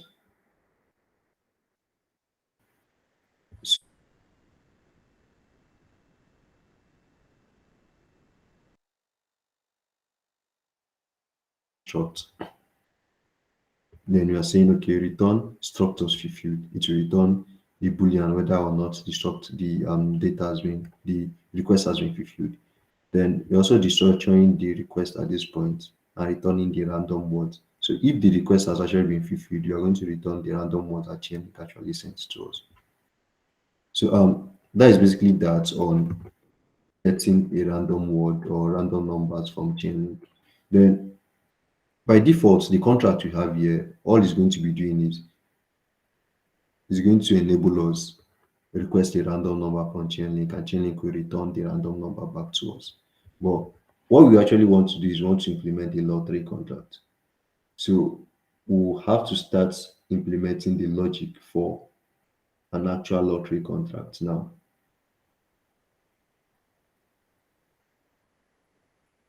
I don't know if so okay, for a lottery contract, you are going to be needing certain data. So for storage now, we'll be needing a struct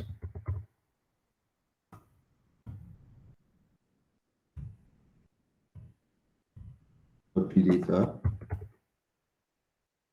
The struct, the name of the struct is going to be lottery data, and that lottery data is going to contain number of participants. That's how many people are going to be participating in that lottery. It's going to contain the address data type that is going to be storing the winner of that lottery. Then we want an array of addresses for which to track the contenders in that lottery. Then we also need a boolean to track if a particular lottery has been completed. Then finally, we need a boolean to track if a particular lottery instance exists. So, after doing this, the next thing we're going to be needing is we're going to be needing a mapping that is going to take the 256 key pair on a new instance of a lottery. And let's make this a public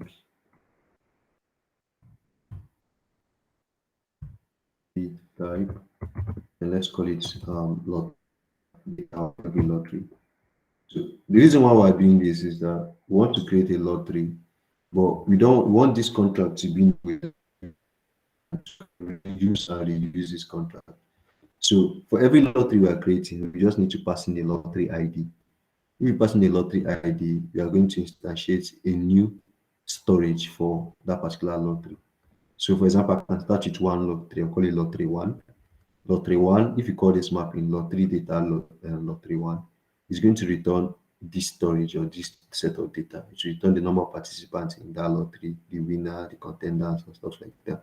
So if I create a new lottery, I just need to call it lottery 2, lottery or lottery 3, whichever number I want. Then it's also going to return a storage containing the details for this new lottery. So that's why we have that there. My spelling of mapping is not correct. It's supposed to be double P. And there we go. So that is it. So after creating that storage instance, we can start creating our functions now.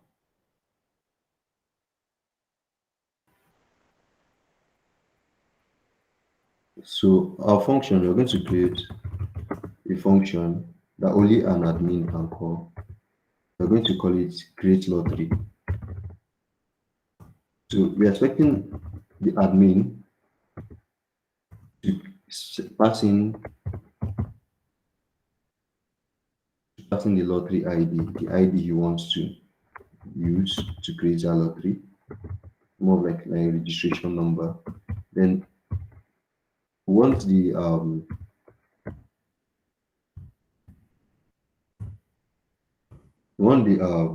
admin to pass in the number of people who want to participate in that lottery, then it's going to be an external function that can be called from outside this contract only. Then you're going to be having a modifier. Sorry, do you guys know what a modifier is? Santo, Victor, Ezekiel, do you guys know what know what a modifier is? That's good. Yeah, we know what a modifier is and how to define one. Okay, that's good. That's good. So what we're going to be doing next is address. Since you're creating, just like I said, if you're creating an array of address, a struct, a string in your function, you need to specify that it should be stored in memory at that moment.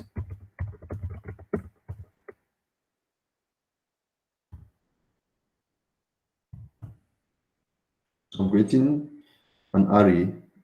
I'm storing it in memory at the moment. I'm calling it containers. And I'm saying lottery data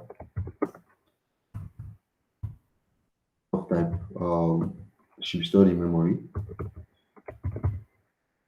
New lottery. This is a struct. Just like I said, if you are storing, always remember, if you are storing or if you are creating a struct, an array or a string in memory, you need to specify that it should be stored in memory. If you as long as you're creating it inside your function, it should be stored in memory. So what we're doing is now is we are creating a new instance of our lottery data struct. And we want to initialize number of participants to be equal to the number of participants the admin or the moderator passed in. And you know that in JavaScript there's something called what is it called? In JavaScript there's an implementation where if you have an object like this and you have the key, you have the value, and they are both answering the same name, they are both of the same name, you can decide to clean one and just leave it like this, and it will still serve. Excuse me, sir. Yeah, yeah, go on. Can I see your lottery data structure definition, please? Okay, this is lottery data. Okay. Here you used number, like full spelling of number of participants, but the other side you used just NO of participants. Okay. You get. Okay. That does not actually mean. The thing is, this NO of participants is just the name of the argument. It's like just a name. So yeah, Yes, but thank you. It's not going to actually work. It's not going to yeah, actually work yeah. because they need to be of the same type. So yeah. So I had to rename it, and I name it, I pass it here. Yep. Two things. And the number of participants is this. The winner at the moment should be address 0.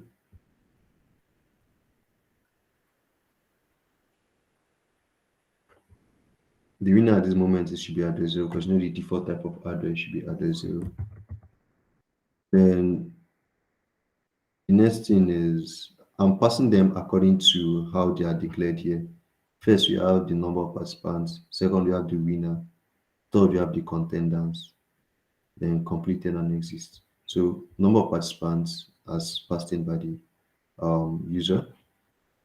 Then address 0 is the default type of address. So it should be the winner at the moment, meaning that nobody has won this lottery. Then containers is the empty address or empty array we created here, which we are passing here. We could do it this way, or we could choose to use the method we used here, which is new into 56. This method would come here and say, okay, want a new array of this. But if this is looking too complex, then we can just create a new memory, declare a new memory, a new memory instance of an array of addresses here called contenders, then pass it here into this function. So whichever one is okay for you, that's good. Though when you be talking more of gas optimization, you have to tend or towards, you have to bend towards using the other method, the new stuff.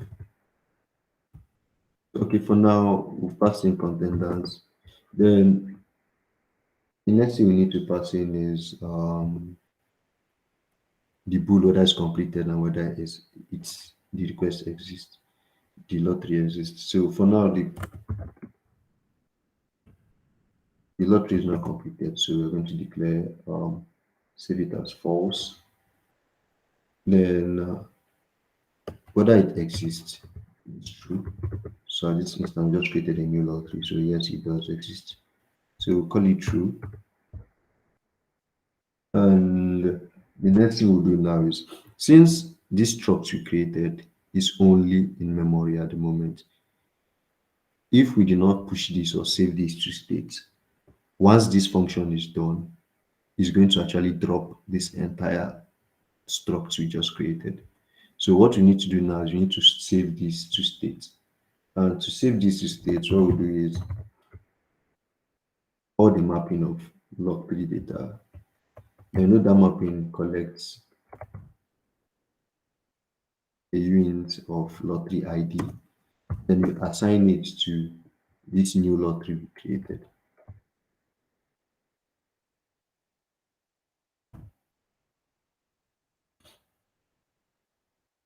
So that's it. So at this point, you can choose to emit an event here. It's actually advisable to emit an event. So I'm constraint, let's leave this. So well, normally it's advisable to emit an event at every point once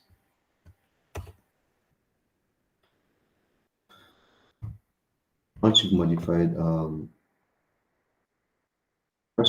state, you need to emit an event. So let's emit the new lottery ID. So let users or external people know that okay, there's a new lottery on ground that you can go and apply to. So we're going to call the event lottery created and basically going to accept 25 series of lottery ID. And that is it. We've declared an event. So, after creating a lottery, we want users to actually participate in this lottery. So I'm going to write a new lottery called participate. This lottery is going to collect in 256, and in 256 the lottery ID. So you're expecting if you want to participate in this lottery, tell us the lottery ID you want to participate in because there might be multiple lotteries going on at the same time. It's an external function. It returns a boolean to tell the user that okay whether or not his participation is successful. So first there are some checks you need to do in this particular function. So since as programmers we've been advised multiple times not to trust users inputs. So and we don't trust users input. So let's run a check. So we want to run a check and ensure that okay um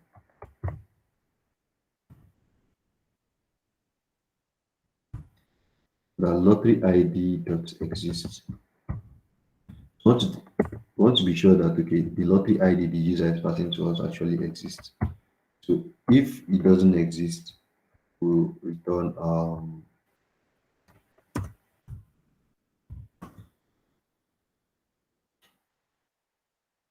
we'll return valid lottery ID.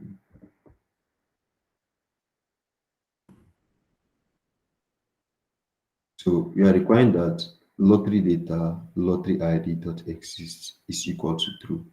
So if by any means lottery data dot exist is equal to false, this function will fail. That means the lottery ID the user is passing does not actually exist.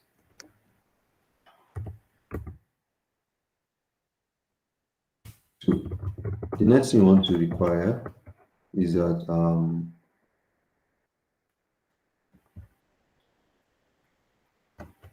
let's require that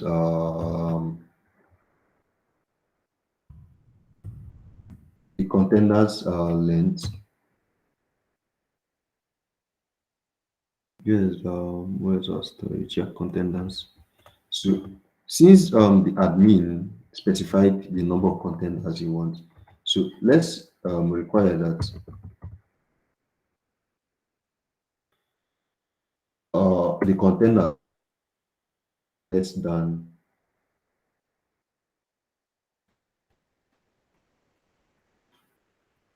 okay, I'm not pursuing the correct stuff. Yeah, containers, the number of participants. So okay, let's require that the number of people we have at the moment registering under that lottery is still less than the total number that we expect.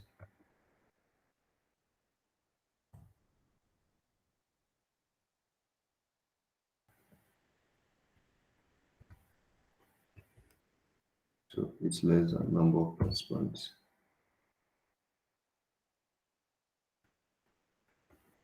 Else we'll return to the users that okay lottery full. So if this pass, it means the user can comfortably create a new lottery with us. So say lottery data underscore lottery ID dot containers dot push. So what I'm basically doing is we are pushing the user that's coming now to participate in this lottery into the array of containers that we have. So after pushing the user, we are running a check that if lottery data, if lottery data lottery ID, which is the mapping, dot number of participants is equal to,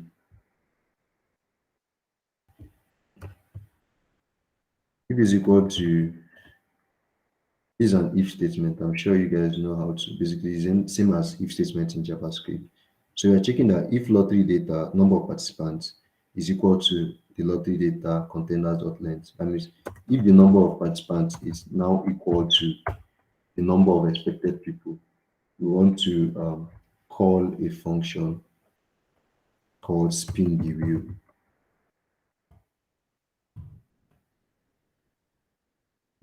Normally, then spin the wheel should collect lottery ID so it knows which lottery you are spinning the wheel for. So if all this pass successfully, we want to return true to the user. So the user knows that okay, he has successfully participated in this lottery. Guys, are you guys following me? I know I'm kind of possibly kind of fast. So Victor, Sumto, Golden, Ezekiel, are you guys following? Okay, that's a thumbs up of Sumto. Any other person? Ezekiel, yeah. Okay. Okay.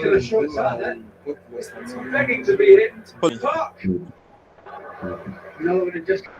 So the next thing we need to do now is we need to declare we need to define the spin the wheel function. I'm sure you guys have seen you, know, you guys have seen some lottery on TV where after users have registered there'll be a wheel containing everybody's IP or number. Then we'll spin the wheel, and after spinning the wheel, we'll select a winner for that lottery. So the spin the wheel function is going to normally, if you're passing an ID to the spin the wheel function, okay, do we require that? Yeah, sorry. I think so. Yeah, something you can ask a question. This is no very so. Can you like go to lottery? Sorry, I'm coming. The lottery struct definition, please. Can you like go to it? Okay. That's lottery data, right? Yeah. Hmm. Okay. I just want to see your screen and check something. Okay. All right. Thanks. Okay. So after running our requirements, then the next thing we need to do is if msg dot sender. Basically, at this moment, since this function is public, it can be called by another function inside here, and it can also be called by a user externally. So the reason why we're doing this is if, for example, if the admin specifies that he wants 100 people to participate in this lottery, at this moment, the 100th person will automatically spin the wheel. But what if after waiting for like 1 week, we are not getting up to 100 people participating in this lottery? So we want to ensure that okay, the admin himself can come and spin the wheel without but if the number has not gotten to 100 within, have not gotten to the expected number within a particular period of time. So the admin can basically spin the wheel for just those people that have registered basically have registered for the lottery at that moment. So we say if msg.sender is not equal to the owner. This owner is a method that's coming from the ownership contract. That's why I know you might be asking where is the owner coming from. So the owner is coming from the ownership contract we have that we imported from Chainlink. So If the image of sender is not equal to owner, then we need to require that.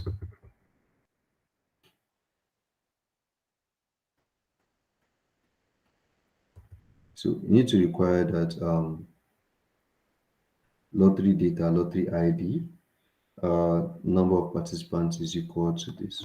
Because some previous users might want to come and act as the admin and call this function.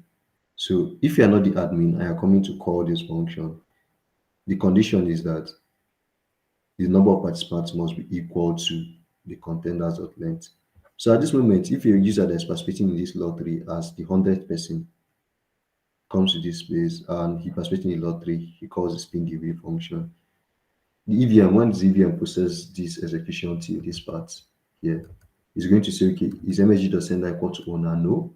Then it's going to require that the lottery data, the participant is equal to the number of contenders we want, and it's actually going to pass. But if not, then we want to return the error that lottery still in progress.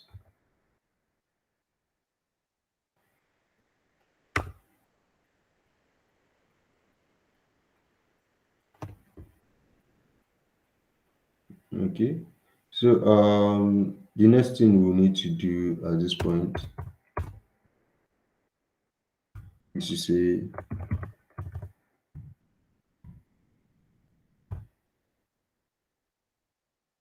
lottery data square brackets lottery dot completed.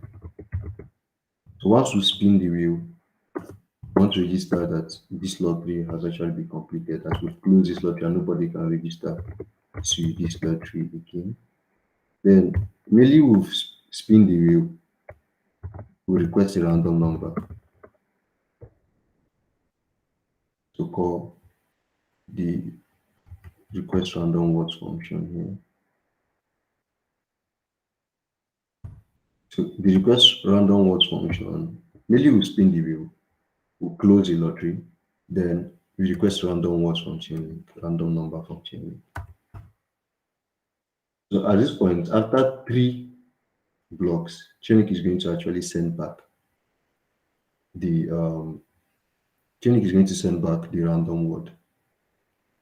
So after Chainlink send back the random word, we want a function to pick winner. So let's call this award winner. Award winner is going to take a unit of lottery ID. So you are going to specify which lot you want to award a winner to. External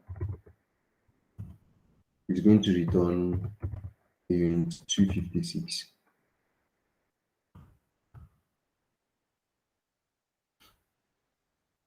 So if you are going to award a winner, there are certain requirements. Anybody can actually call this function to award a winner. So you don't need an admin to actually award a winner. Well, there are certain checks you need to make. You need to ensure that lottery data, lottery ID dot completed is equal to true. So you can only award a winner to a lottery instance that has been completed. And let's just see. Will not spin because you can only set this to completed after spinning the wheel. So they also require that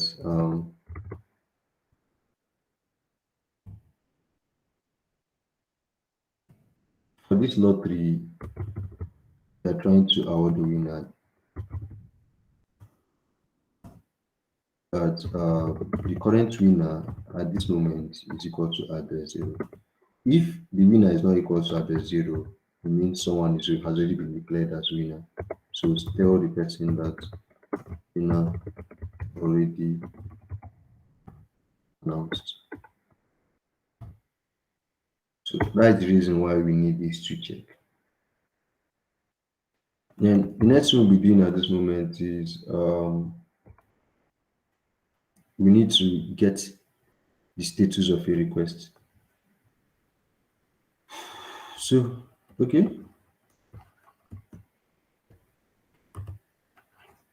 get request status is going to return back to us normally. It's going to return a random number to us and also the boolean. So at this point here, it's going to be status of the request. Then we are equating it to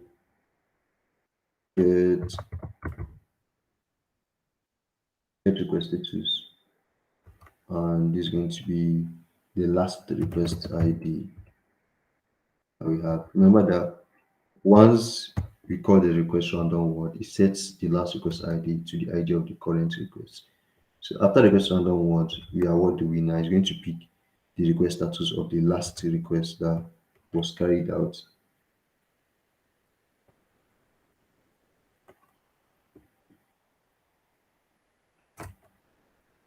Yeah, and at this point, you have the ID here that was gotten that we get back from Chainlink. Then unit,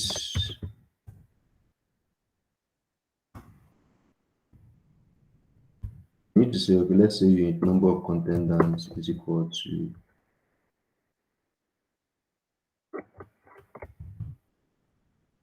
lottery data, ID dot contenders. What we're doing at this moment is we are getting the actual number of people that are registered for this lottery. And the reason why we need this is because Chainlink is actually returning a number that is very, very long, about 256 bits long. So since the number we're getting from Chainlink is 256 bits long, it's a very, very long number. So what we want to do is we want to streamline that number to give us a value between 0 and the number of people that actually registered for this lottery. So to get that, we are going to say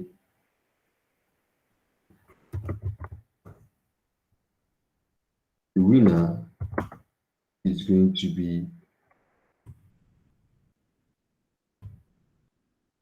winners at these winners. That is the array we got, the array of random number that Chainlink is sending to us.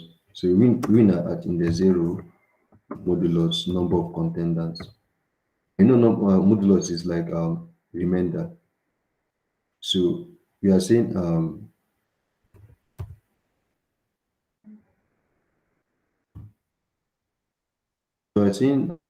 winner is equal to the random number we got from Chainlink divided by number of contenders we have, then any reminder that is in the here.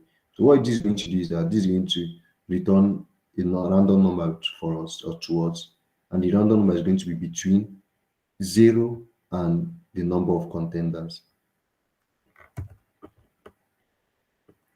So that way our lottery data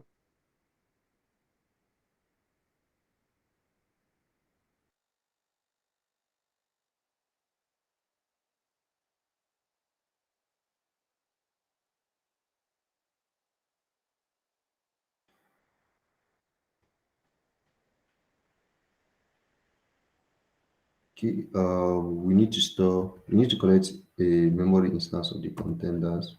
So that is going to be address memory contenders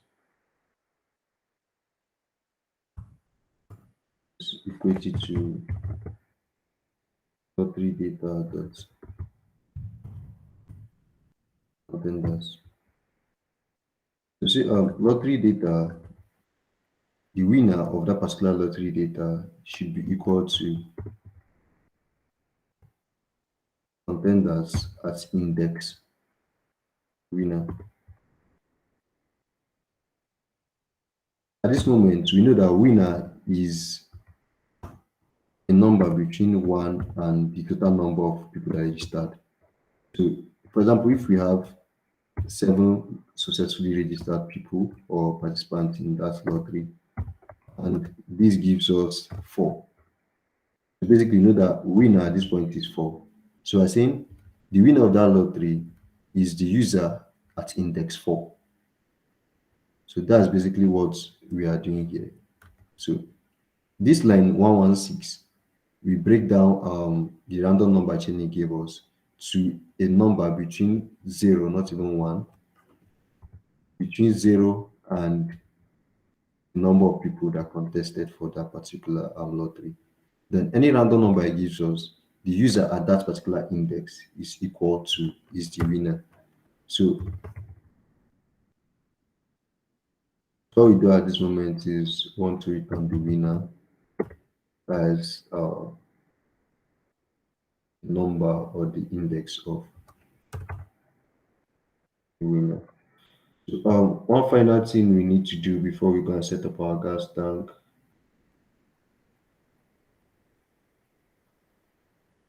is okay. Let's create a function to view the winner. It's going to be a view function. We'll do that first. So view winner is going to collect a int lottery ID. It's an external function.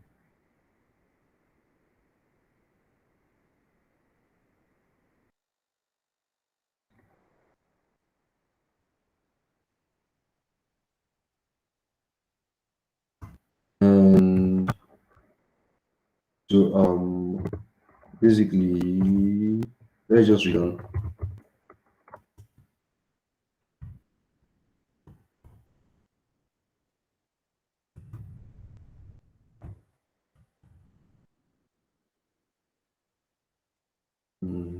Okay, let's ensure that the user is passing in a correct request ID. So if the request ID the user is passing dot exist is not equal to true, then the user is passing an invalid lottery ID. So we need to let the user know. So this is screaming because we are not making use of this. So we can clean this out just like normal destructuring in JavaScript. And our code is clean, no errors and no warnings at the moment. So are you guys following? Because we're moving to the next step now, which is setting up our gas tank. Are you guys following so far? Um, I need to finish up the last function of the client, please. Okay. So what about Ezekiel Godin? Okay, Godin is good. What about Victor? So this is So the two last function.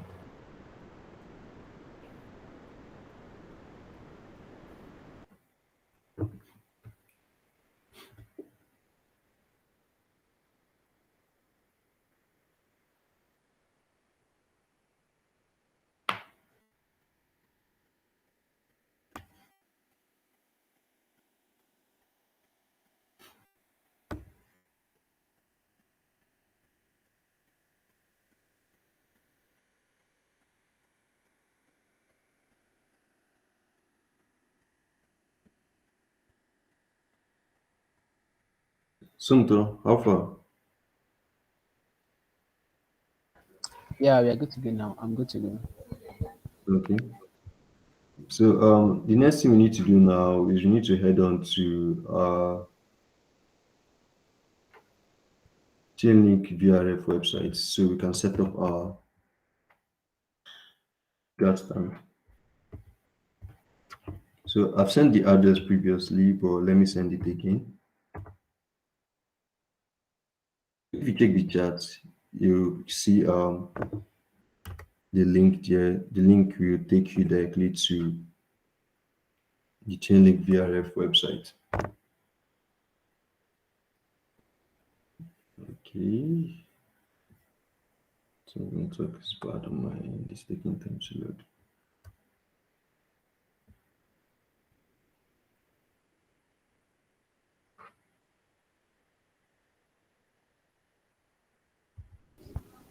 Excuse me, sir. Yeah. Please, can you scroll back or show me lottery that create lottery function definition, please. Okay. It's lottery. Yeah. Yeah, there's it. Um. Okay.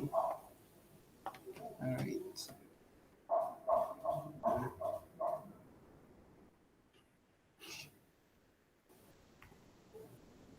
Wait. New lottery. Can you show me where this new lottery memory variable was used? Okay. Where it was used. Okay, yeah, it is there actually. Okay, I missed a line of code. So my Okay. US student is telling me that I have an unused variable. New lottery, right? Yes. This is where we're using it, line 88. Yeah, let me fix that, please.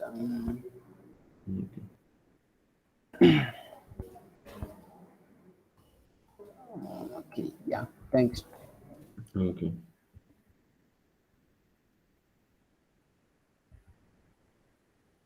Um,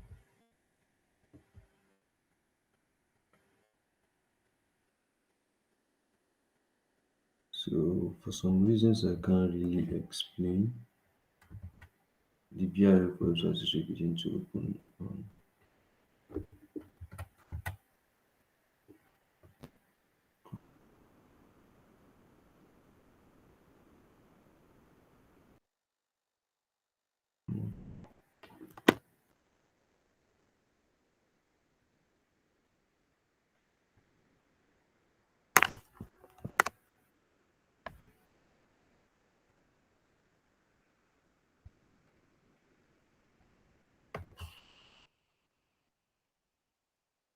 Okay. So if you visit the VRF website to see something like this, so I need you to connect your wallet and connect the wallet that has the 20 link tokens you got from their visit. Once you do that, please notify. Okay. So what about the rest? Victor Golden, are you guys following? Yeah, I'm connecting now. Golden and Samuel.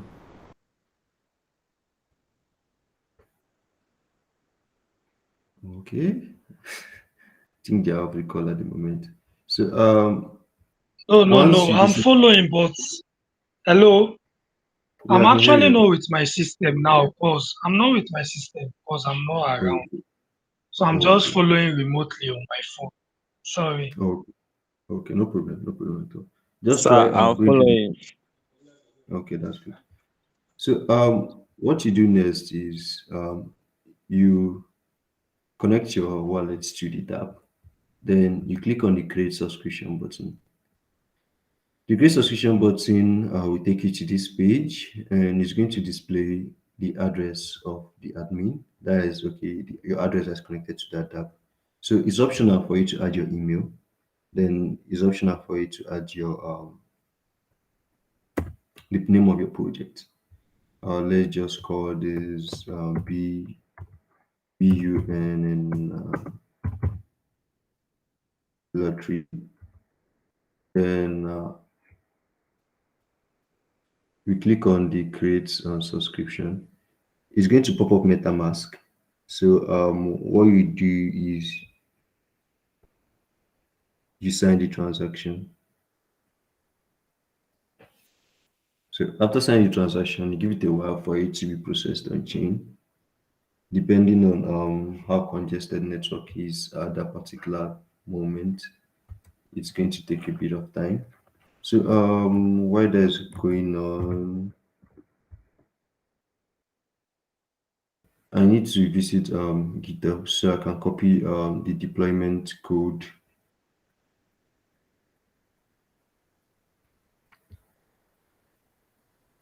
So So copy the deployment code from your previous class. So just to make things faster.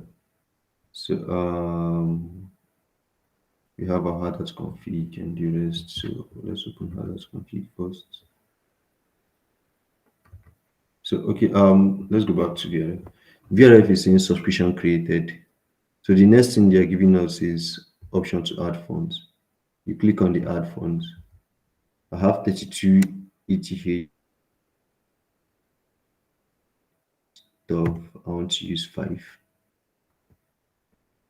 So I'll click on the add fund. It's MetaMask will pop up asking you to sign the transaction. Then you sign the transaction. So Sunto, how is it going? I think guys, how is it going? Yeah, I'm Right. flying. I've signed. Uh, we are the same person. Okay, okay, Yeah, I've added funds. okay, okay.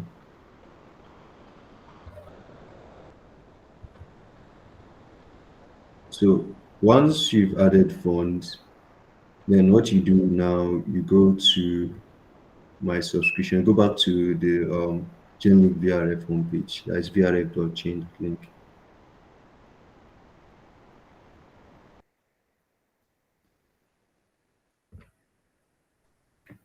If you go back to the homepage, under my subscription active, you are going to see your subscriptions here. For now, I have two subscription active. So I have subscription 5791 and 5749 active. So what I'm going to do now, I'm going to click on 5791. For you, you are going to see just one subscription with the amount of link token. This is like your balance, the amount of link you added. For now, I've not added any customer to this, so I'm going to have 0 customers.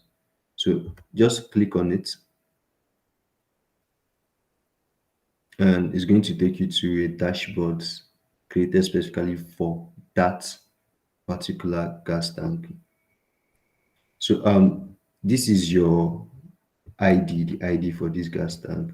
So when we are deploying our contract, you are going to be passing in that ID as our subscription ID. So what we need to do now is set up our deployment script and deployment interface so we can deploy our contract. Then after deploying our contract, we add our contracts to the list of subscribers in our BRF. Then that's when we can interact with this contract. So what we do now is let me set up our deployment scripts. So if you have the old initial code base from Darlington's class, you can also make use of that.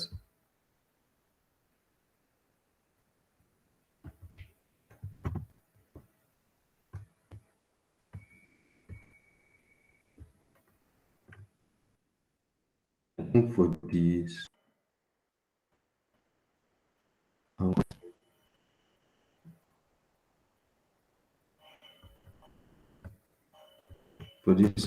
um, I need to install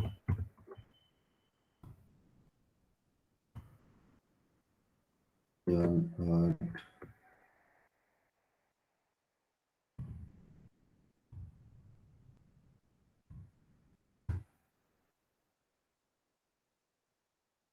I need to add a deploy dependency to this project. So I think someone had their hand up previous.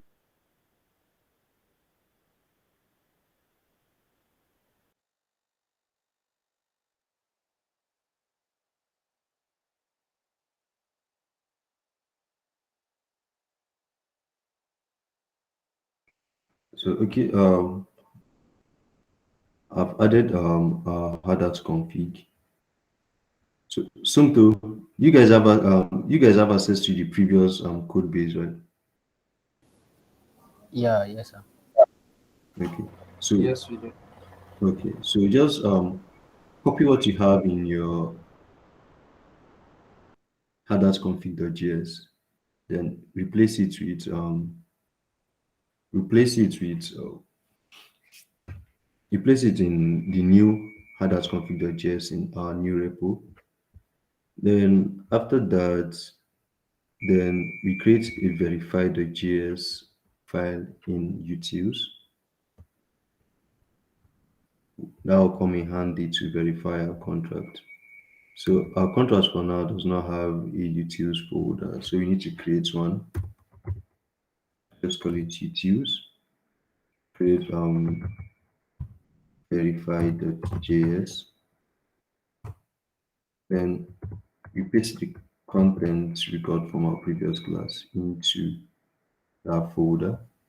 Then the next thing we also need to do is need to create a nope, not here. Need to create a folder called deploy.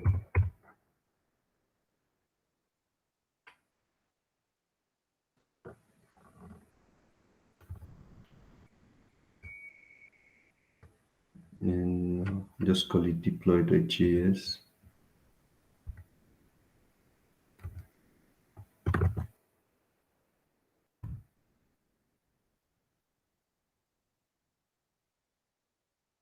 Then we paste it.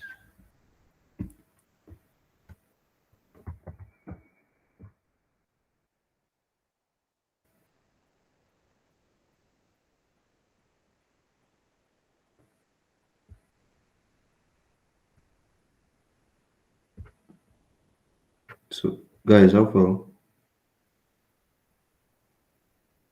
Yeah, very too. Yeah, have you been able to copy or replace the content in those folders? Yeah, that's what I'm doing now. Okay. So you're supposed to replace the content in config.js, create a utils folder, add the verify.js file, then create a deploy folder, add the deploy.js file.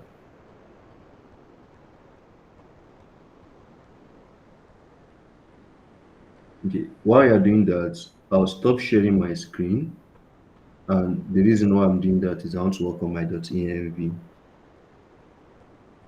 I need to create a new .env file and add my just the same way. What you just draw in your own system is copy your .env file from the previous code and paste here. It should contain your private key. It should contain your your Sepolia RPC. Sorry. Then the third one it should contain is your Etherscan API key. So let me stop sharing. Then set it up. Santo Chuku.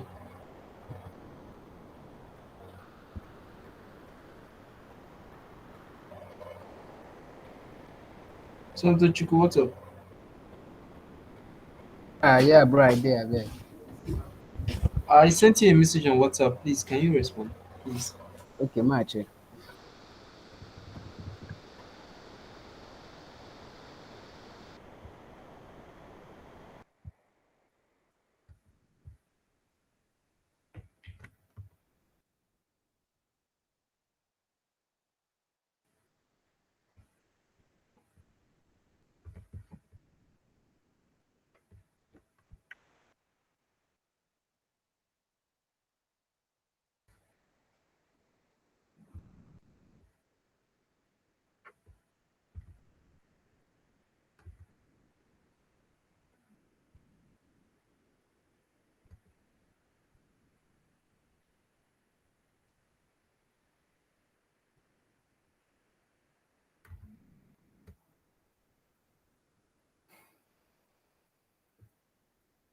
So guys, how far? Where are you guys so far?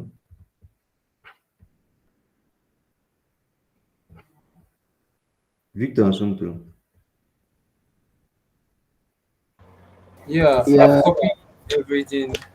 So I'm with you. I'm with you. I'm fine. Have you copied your env file? Yes, I've copied the env file, the deploy, and also the utils folder. Okay. So what I need you to do now is go to your VRF page, copy the ID, copy the ID of your VRF of your new gas tank, of your new tank. This particular ID, the subscription ID, is supposed to start with 57 and some other numbers.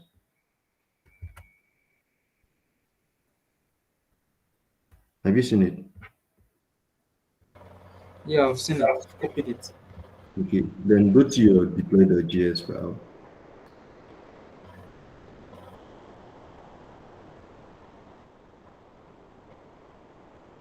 Then you are going to see args option in, I think in line 13, should be line 12 or line 13 in yours. You should see something like args arguments.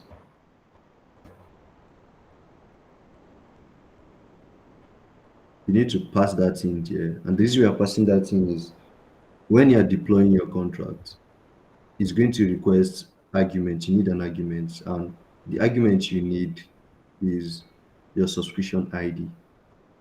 So you need to pass in that subscription ID into the contract at that initial place when you are deploying it.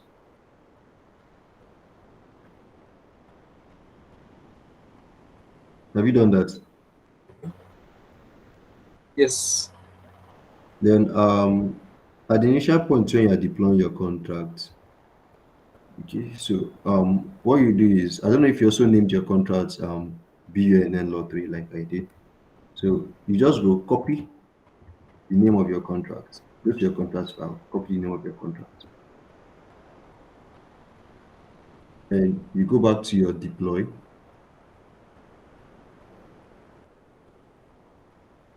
When you go back to your deploy, you see that line where you are deploying const. You paste the name of your contract here. Const BUNN Law 3 is equal to await deploy. Then deploying is collecting an argument called like the name of your contract from the argument, the log. Then if you are waiting for confirmation,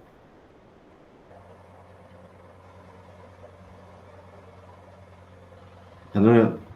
Have you gotten that? Did you get that? Yes, yes. I've done that. So thought about you. Yeah, the same thing, sir. Mhm.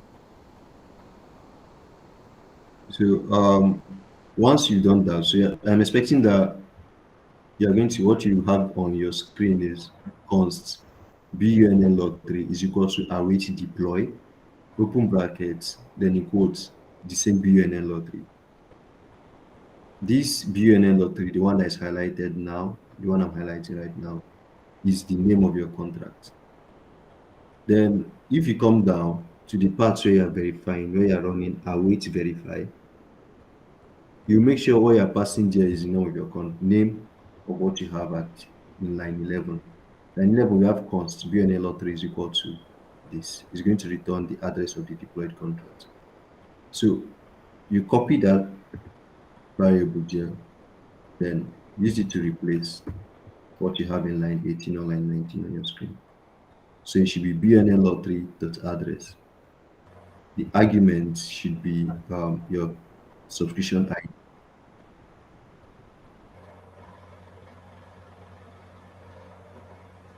Yeah, Ezekiel, you can ask a question.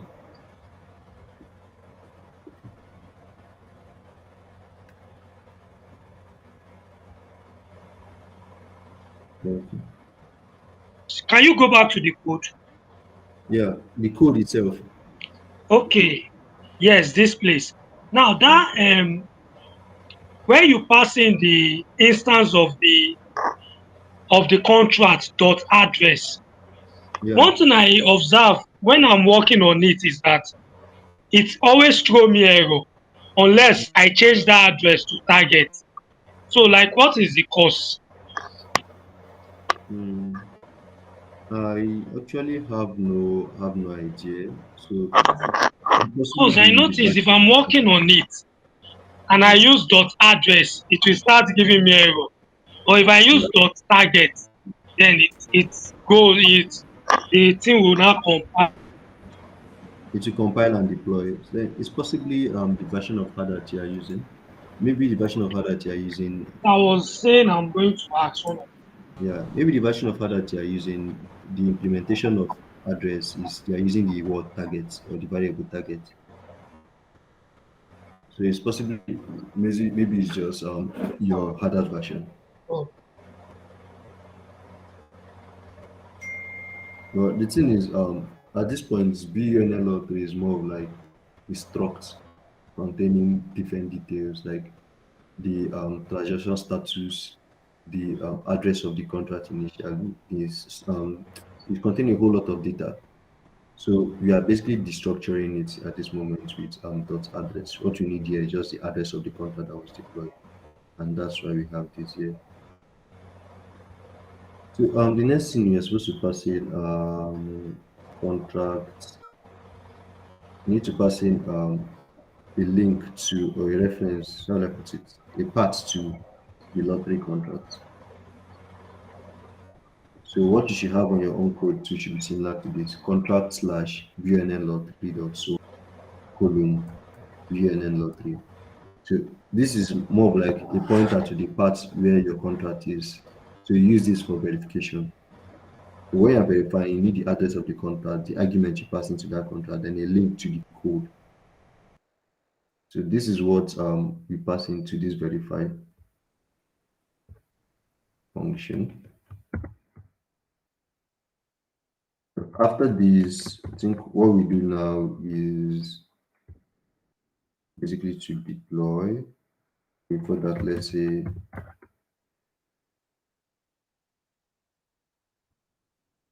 source.env and let's deploy.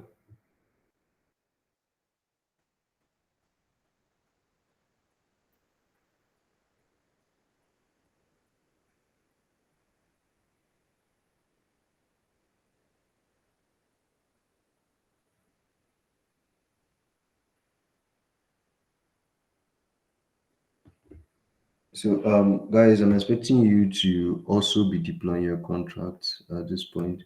So, let me paste in. I'm sure you guys already know this, but let me just send it to chat.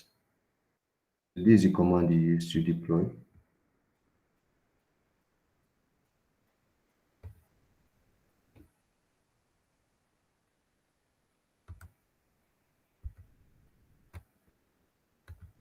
It's taking time. So, let's go to this part. CPU transaction is done processing. So this transaction is done processing. Just had that terminal taking this time to refresh. So okay, if you create on this, so it's here to verify.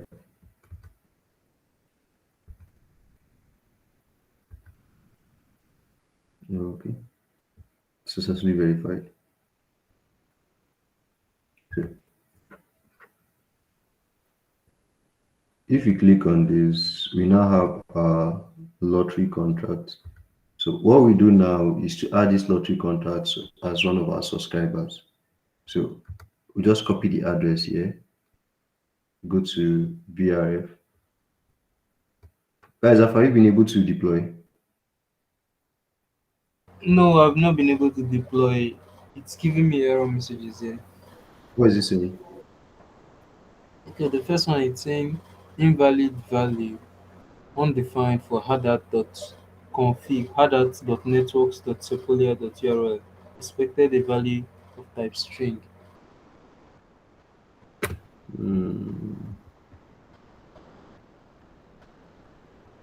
Your is your look at your config file. Is it similar to this? Hadat config file.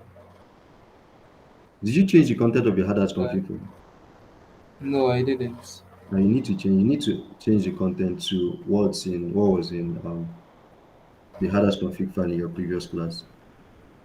Okay, yes. I've done that. You done that?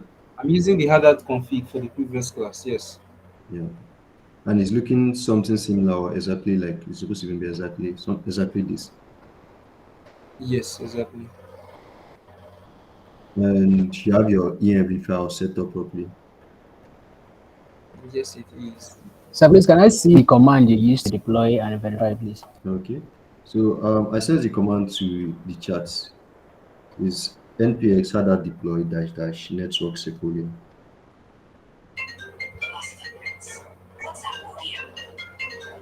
It's in the chat. Have you seen it? Yes, but it's saying unrecognized task called deploy. You need to install deploy. I saw that too. Then I installed them. Hard at deploy. Okay. NPS install hard at Yeah, deploy. nps install had that deploy. Yeah, I need to run it.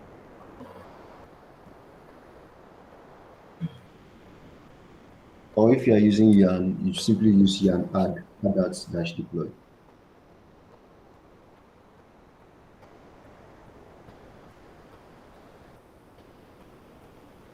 So,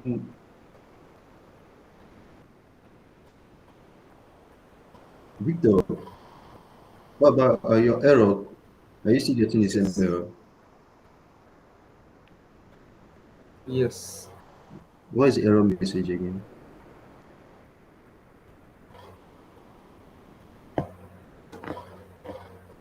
Okay.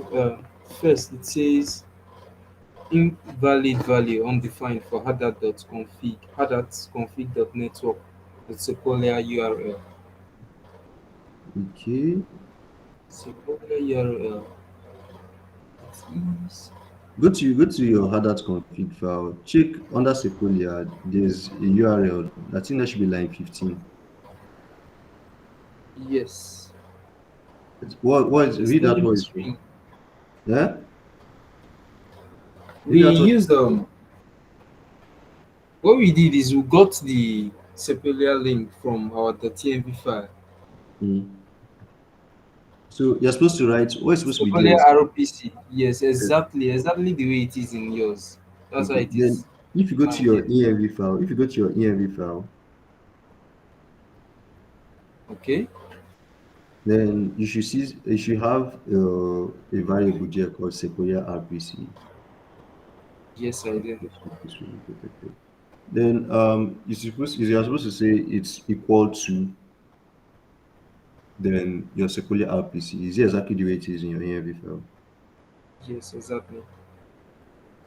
So it is still giving me the same error, unrecognized task. Wow. I've installed Hard deploy. Which keyword do you use? MPX. Yeah, npx Hard deploy network sequoia. Which could you use to install harder deployment? npm install Hard deploy. Yeah. Harder dash deploy. Yes, yes. Try Wow. using npx. I used npx. npx install. Yes. Hard It, hat hyphen deploy. okay, now I try it.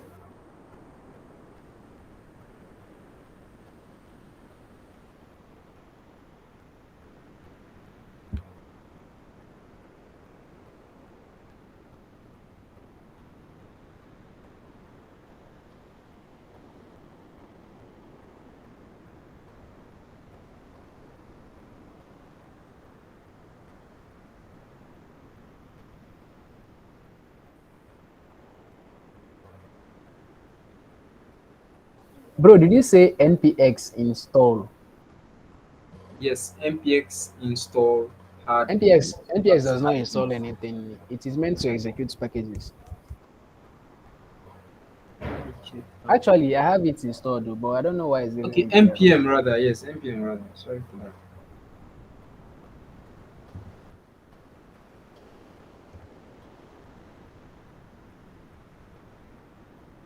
Okay. So I think the best thing that will happen now. Cool. Let's see if we'll continue on my end. Then we're almost done. I'll just put you guys through how to add the testing. Then later I'll go debug it just because So, of time. so please just give me like 5 minutes. So if I don't fix it by then, we can continue with your own, please. Okay.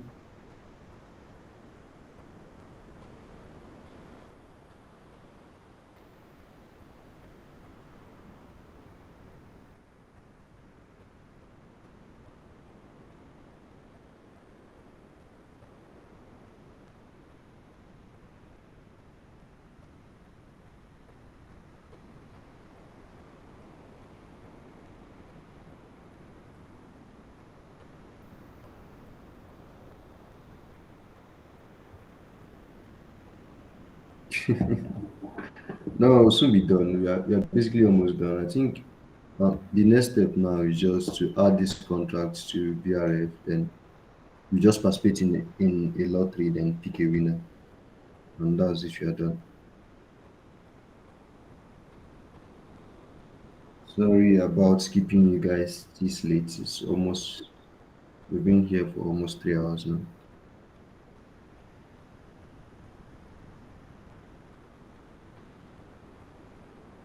So I think I'm still having issues with this Sepolia RPC. I don't know why it's saying it's undefined. Oh yeah, try typing out source.env. Source.env. Source.env. Yeah, exactly the way I sent it to the chat. You know. Okay.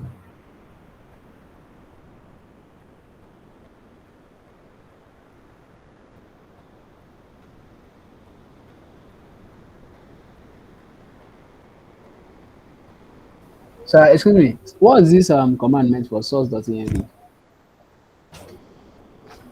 Yeah, just source.env. It's not going to load. It's not going to give you an error.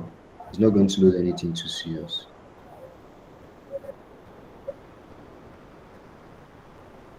Well, how exactly am I supposed to run it? Is it just source.env or npx source.env? No, no, just source.env and enter. Because source.env is giving me funny error. The term source is not recognized as the name of a singlet. source.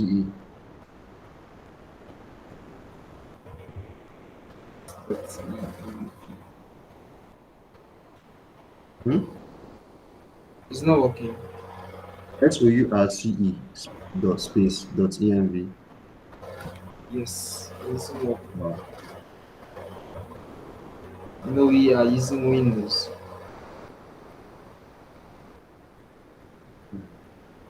Yes.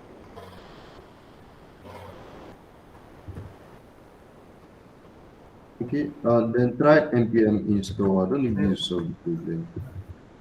So npm please, can I install. see your deploy scripts? I don't know. I Okay, copied exactly the same thing. 1 minute. .env. Try this command Never trouble. npm install dot env.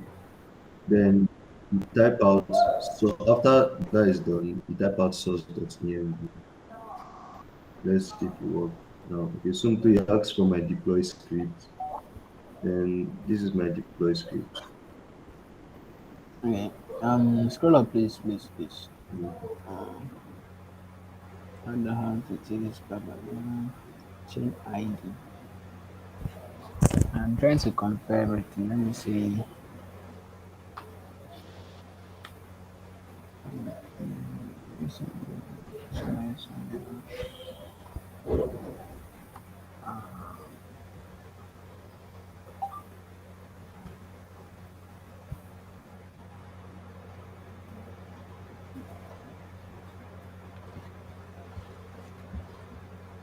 The source.env is not still working. Mm. And at this point, I think the installation problem might be different for Windows and Linux.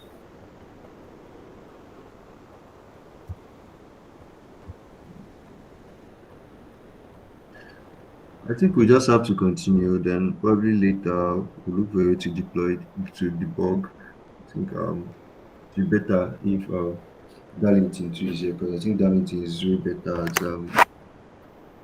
that than I am. Because at the moment I'm more good with Foundry. So we just have to continue, especially because of Ezekiel. So Ezekiel can not if he's still on the call. He has left the call already. So I think what will happen now, just let me put you through So excuse how me. to add. Yep. It's not like I'm having any issue with my deploy script or any other thing. It is telling me that the error it is giving me is that unrecognized task deploy, and I use the exact same command that you gave us to use.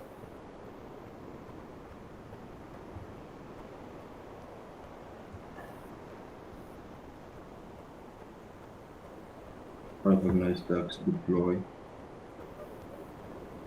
And you created a deploy folder, Yes, yeah, exactly. and the spelling is correctly deploy. Yeah, yes, Then the file inside is deploy.js.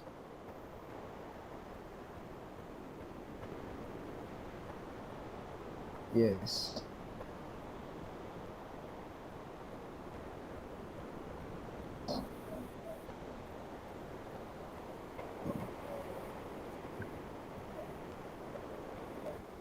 Well, I honestly do not know how to go about that now.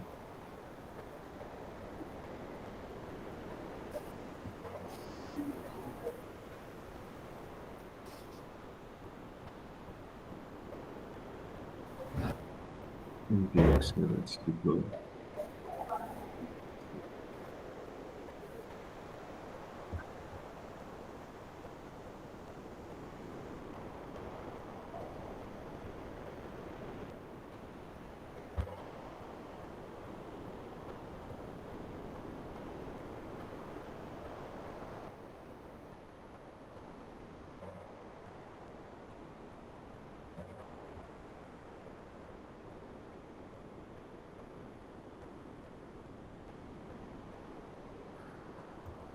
Sometime, sometime, Victor. Yeah, sir. Yes, sir. I think we need to continue. I don't think I won't be able to debug that right now. Okay, continue, sir. I won't be able to. Continue.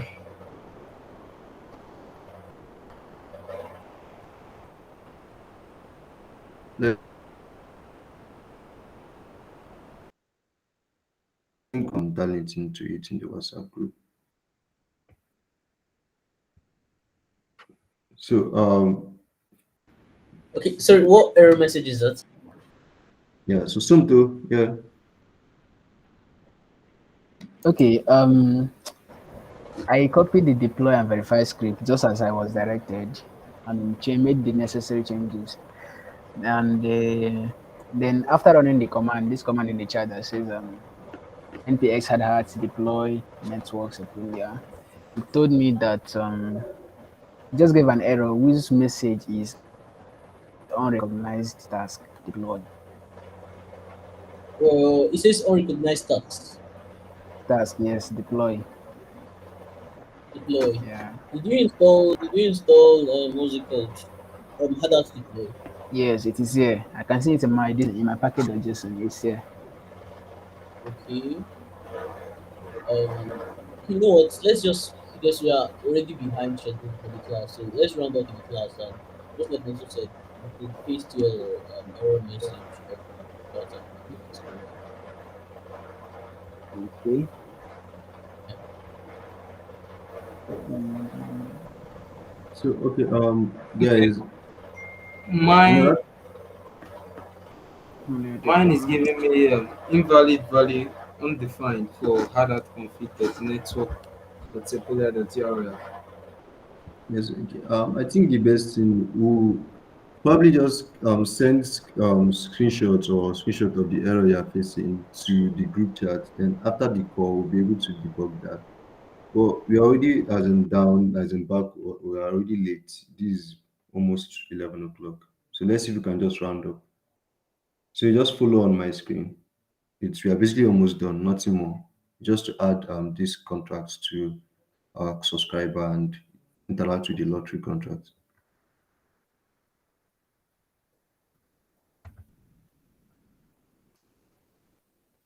So basically what we do now is we copy the address of the lottery contract. Then we go to our VRF. Once you go to VRF, let's go back one step.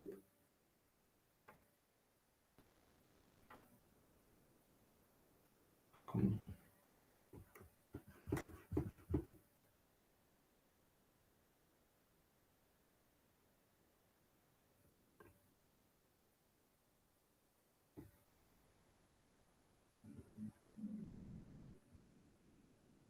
I need to take my system is again. So okay, continue again. So once we yeah. So once we head to vrf.chain.link, we'll click on our current gas tank, the one we just created. Yours should be something similar to this, with an ID of 578 something or 579 something. Then what we do at this point is just click on add consumer, sorry. So it will give us a dialog box where we can add the address of our contract. So you add our consumer address, then click on add consumer. It's going to pop up MetaMask for we to sign the transaction.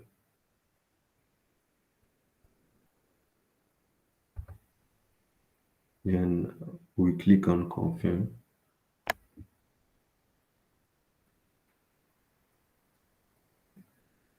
You just have to wait a couple of minutes.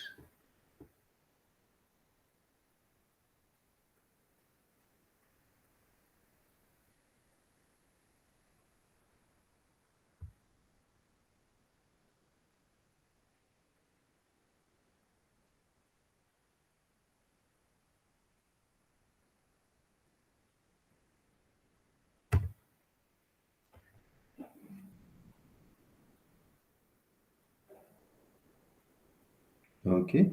So after that, our consumer now has been added. So if you look at this consumer section, you can see the address of our contract here.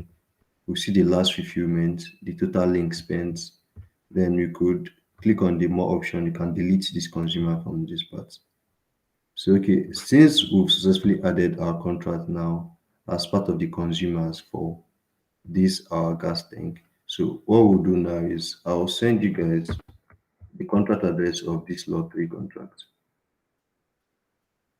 Okay, think let me create a lottery first.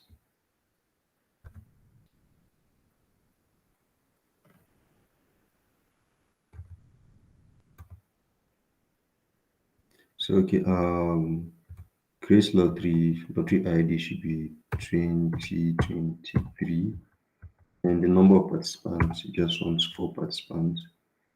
Or let's just go straight to the three, one of the three of us here, and create.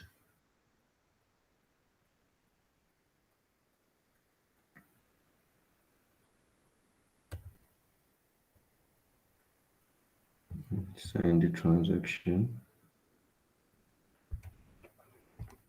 So guys, I'm sending you the link to the contract via Sequoia here.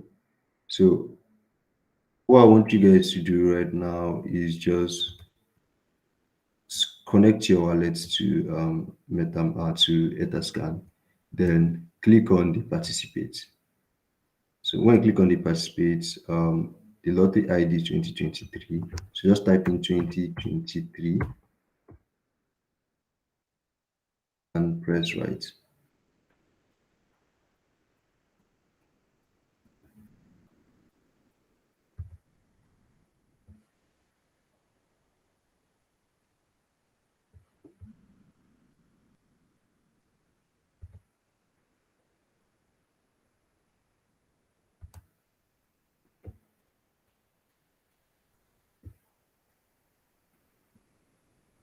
So you said we should repeat the 2023 in lottery ID, right? Yeah, 2023 as lottery ID. Yeah. It's So do I on it? the white the white button is not working. Like I can't click it. Uh,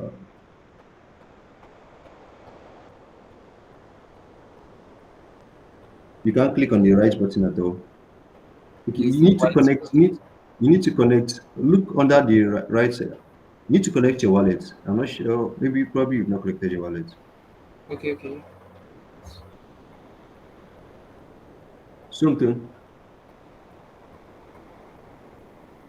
I'm trying to participate now. Okay.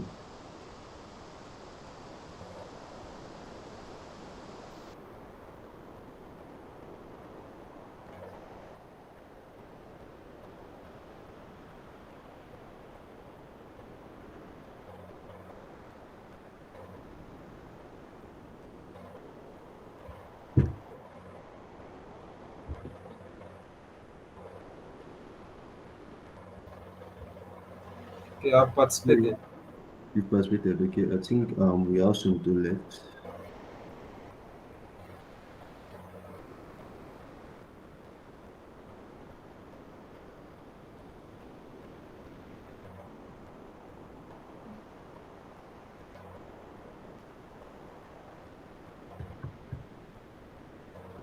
Something. How far?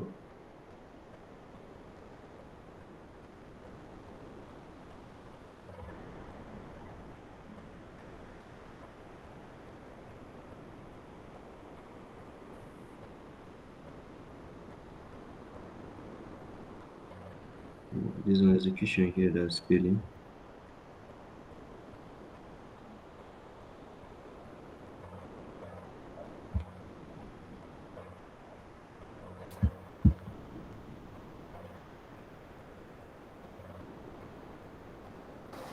Okay, that one, the first one that failed was my first attempt. I don't know why. It's yours. Mhm. But the second one just succeeded. Okay, so the second one succeeded. Yes, Hmm? the first one, but I tried. Yes, the first one I tried to speed up my transaction. Okay. So with that, I think okay. With that that means you should have called on the spin the wheel function. So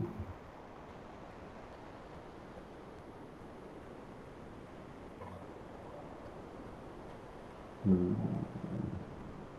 what is this?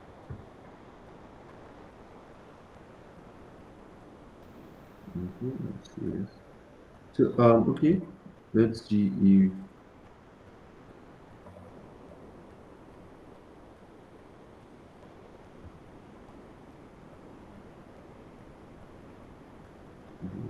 1 second.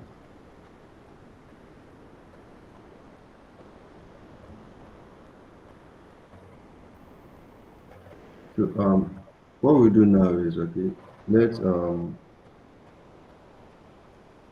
award winner. So the lottery ID is 2023.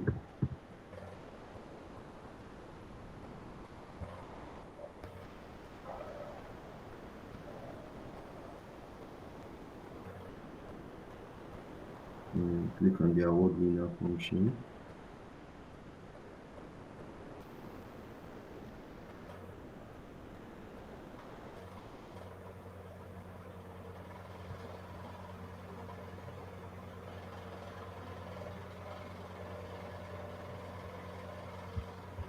By default, it will look like the winner. So who has this address? Let me check if it's mine. 0x0C9.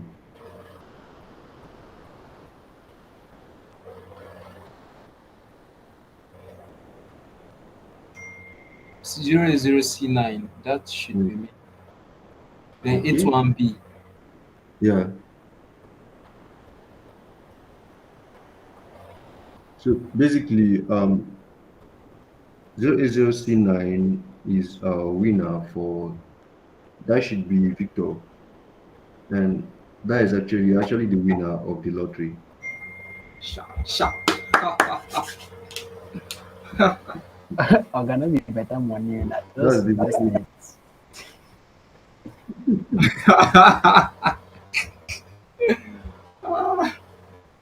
so that's basically how Chainlink BRF works. So our gas tank on Chainlink.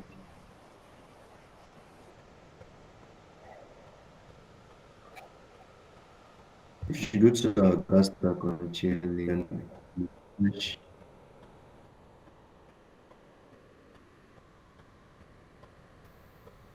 then you could see that okay,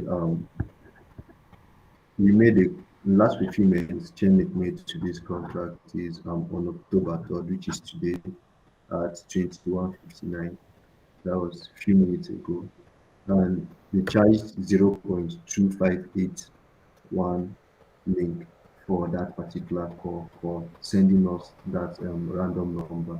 And our new balance now is 0.74. Initially, our balance was 5. I funded this wallet with 5 link tokens. But just for that one random number, Chainlink sent, they've charged us a total of 0.25 and we're now left with 4.79. So that's basically that. And that's how you can plug in Chainlink BRF to send random number to our contracts or implementations. Okay, how do I check the 1 million Superior ETH I just received? Don't worry. You speak with Darlington about that. Darlington will direct you to the accountant. You cash out your Instead, I just you cash want out your 1 dormitory. million Superior ETH and I'm not seeing anything on my MetaMask. Don't worry, you just have faith, have faith. Bro, even if you want to failure is now what now that's net you use that thing. Man, imagination won't kill me. So that is it. That's it. Okay, If I'm na trying so to they see take if the I win money, can. I go just try contracts. Credit myself, they happy.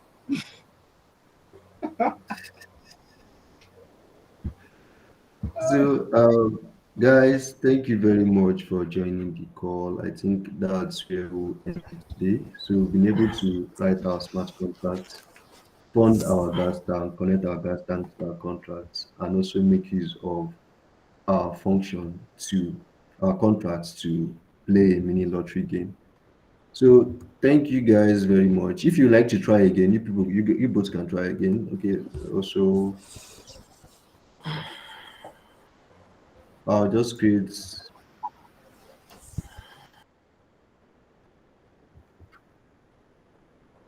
I'll create.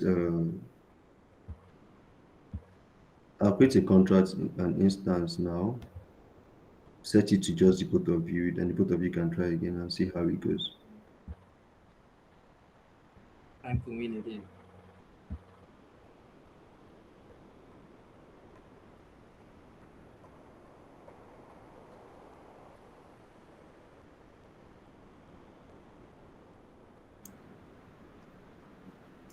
Okay, not so I don't.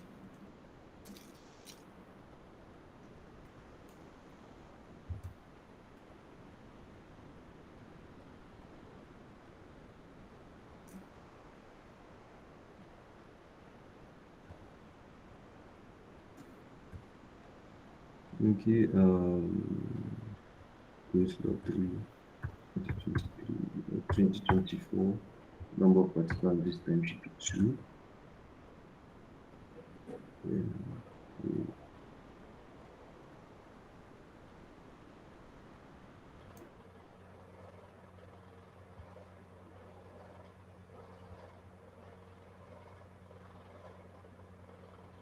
So thank you guys very, very much. You guys can try with 2024, see how it goes. So what you just need to do is after you both have voted, anybody can click on the award winner function, then go to the read contract, check view winner, passing the lottery ID which is 2024. Then it will tell you the winner of that particular lottery. But you can only do that after the both of you have participated. One person click on the award winner, passing the lottery ID, then go to read and check who the winner is. Okay, So something you get you Wait, up. that is yeah, I what don't I'm participate. I don't participate. okay. Let me just be around and see. Mad. Okay. Mad. Anyway, almost done. Load.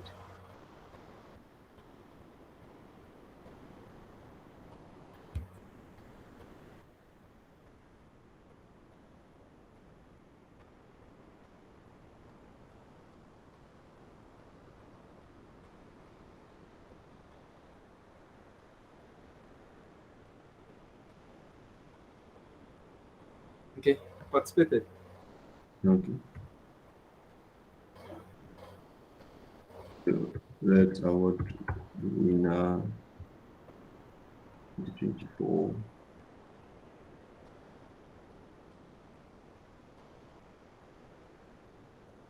Mm-hmm. What's going on?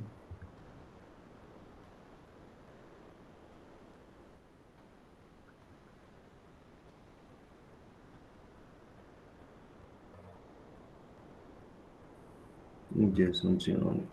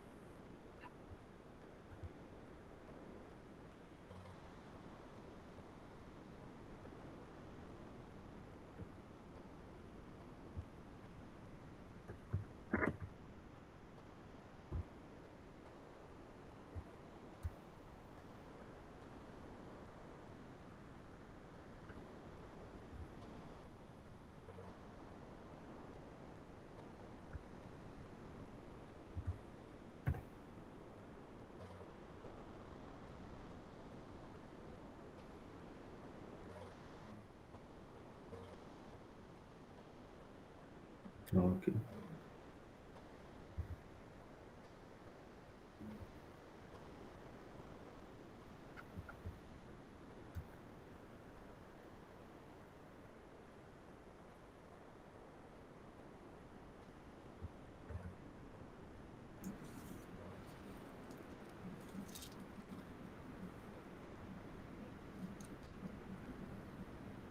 Okay. Award winner just went through. Then, if you check the winner for this period 2024 and the query,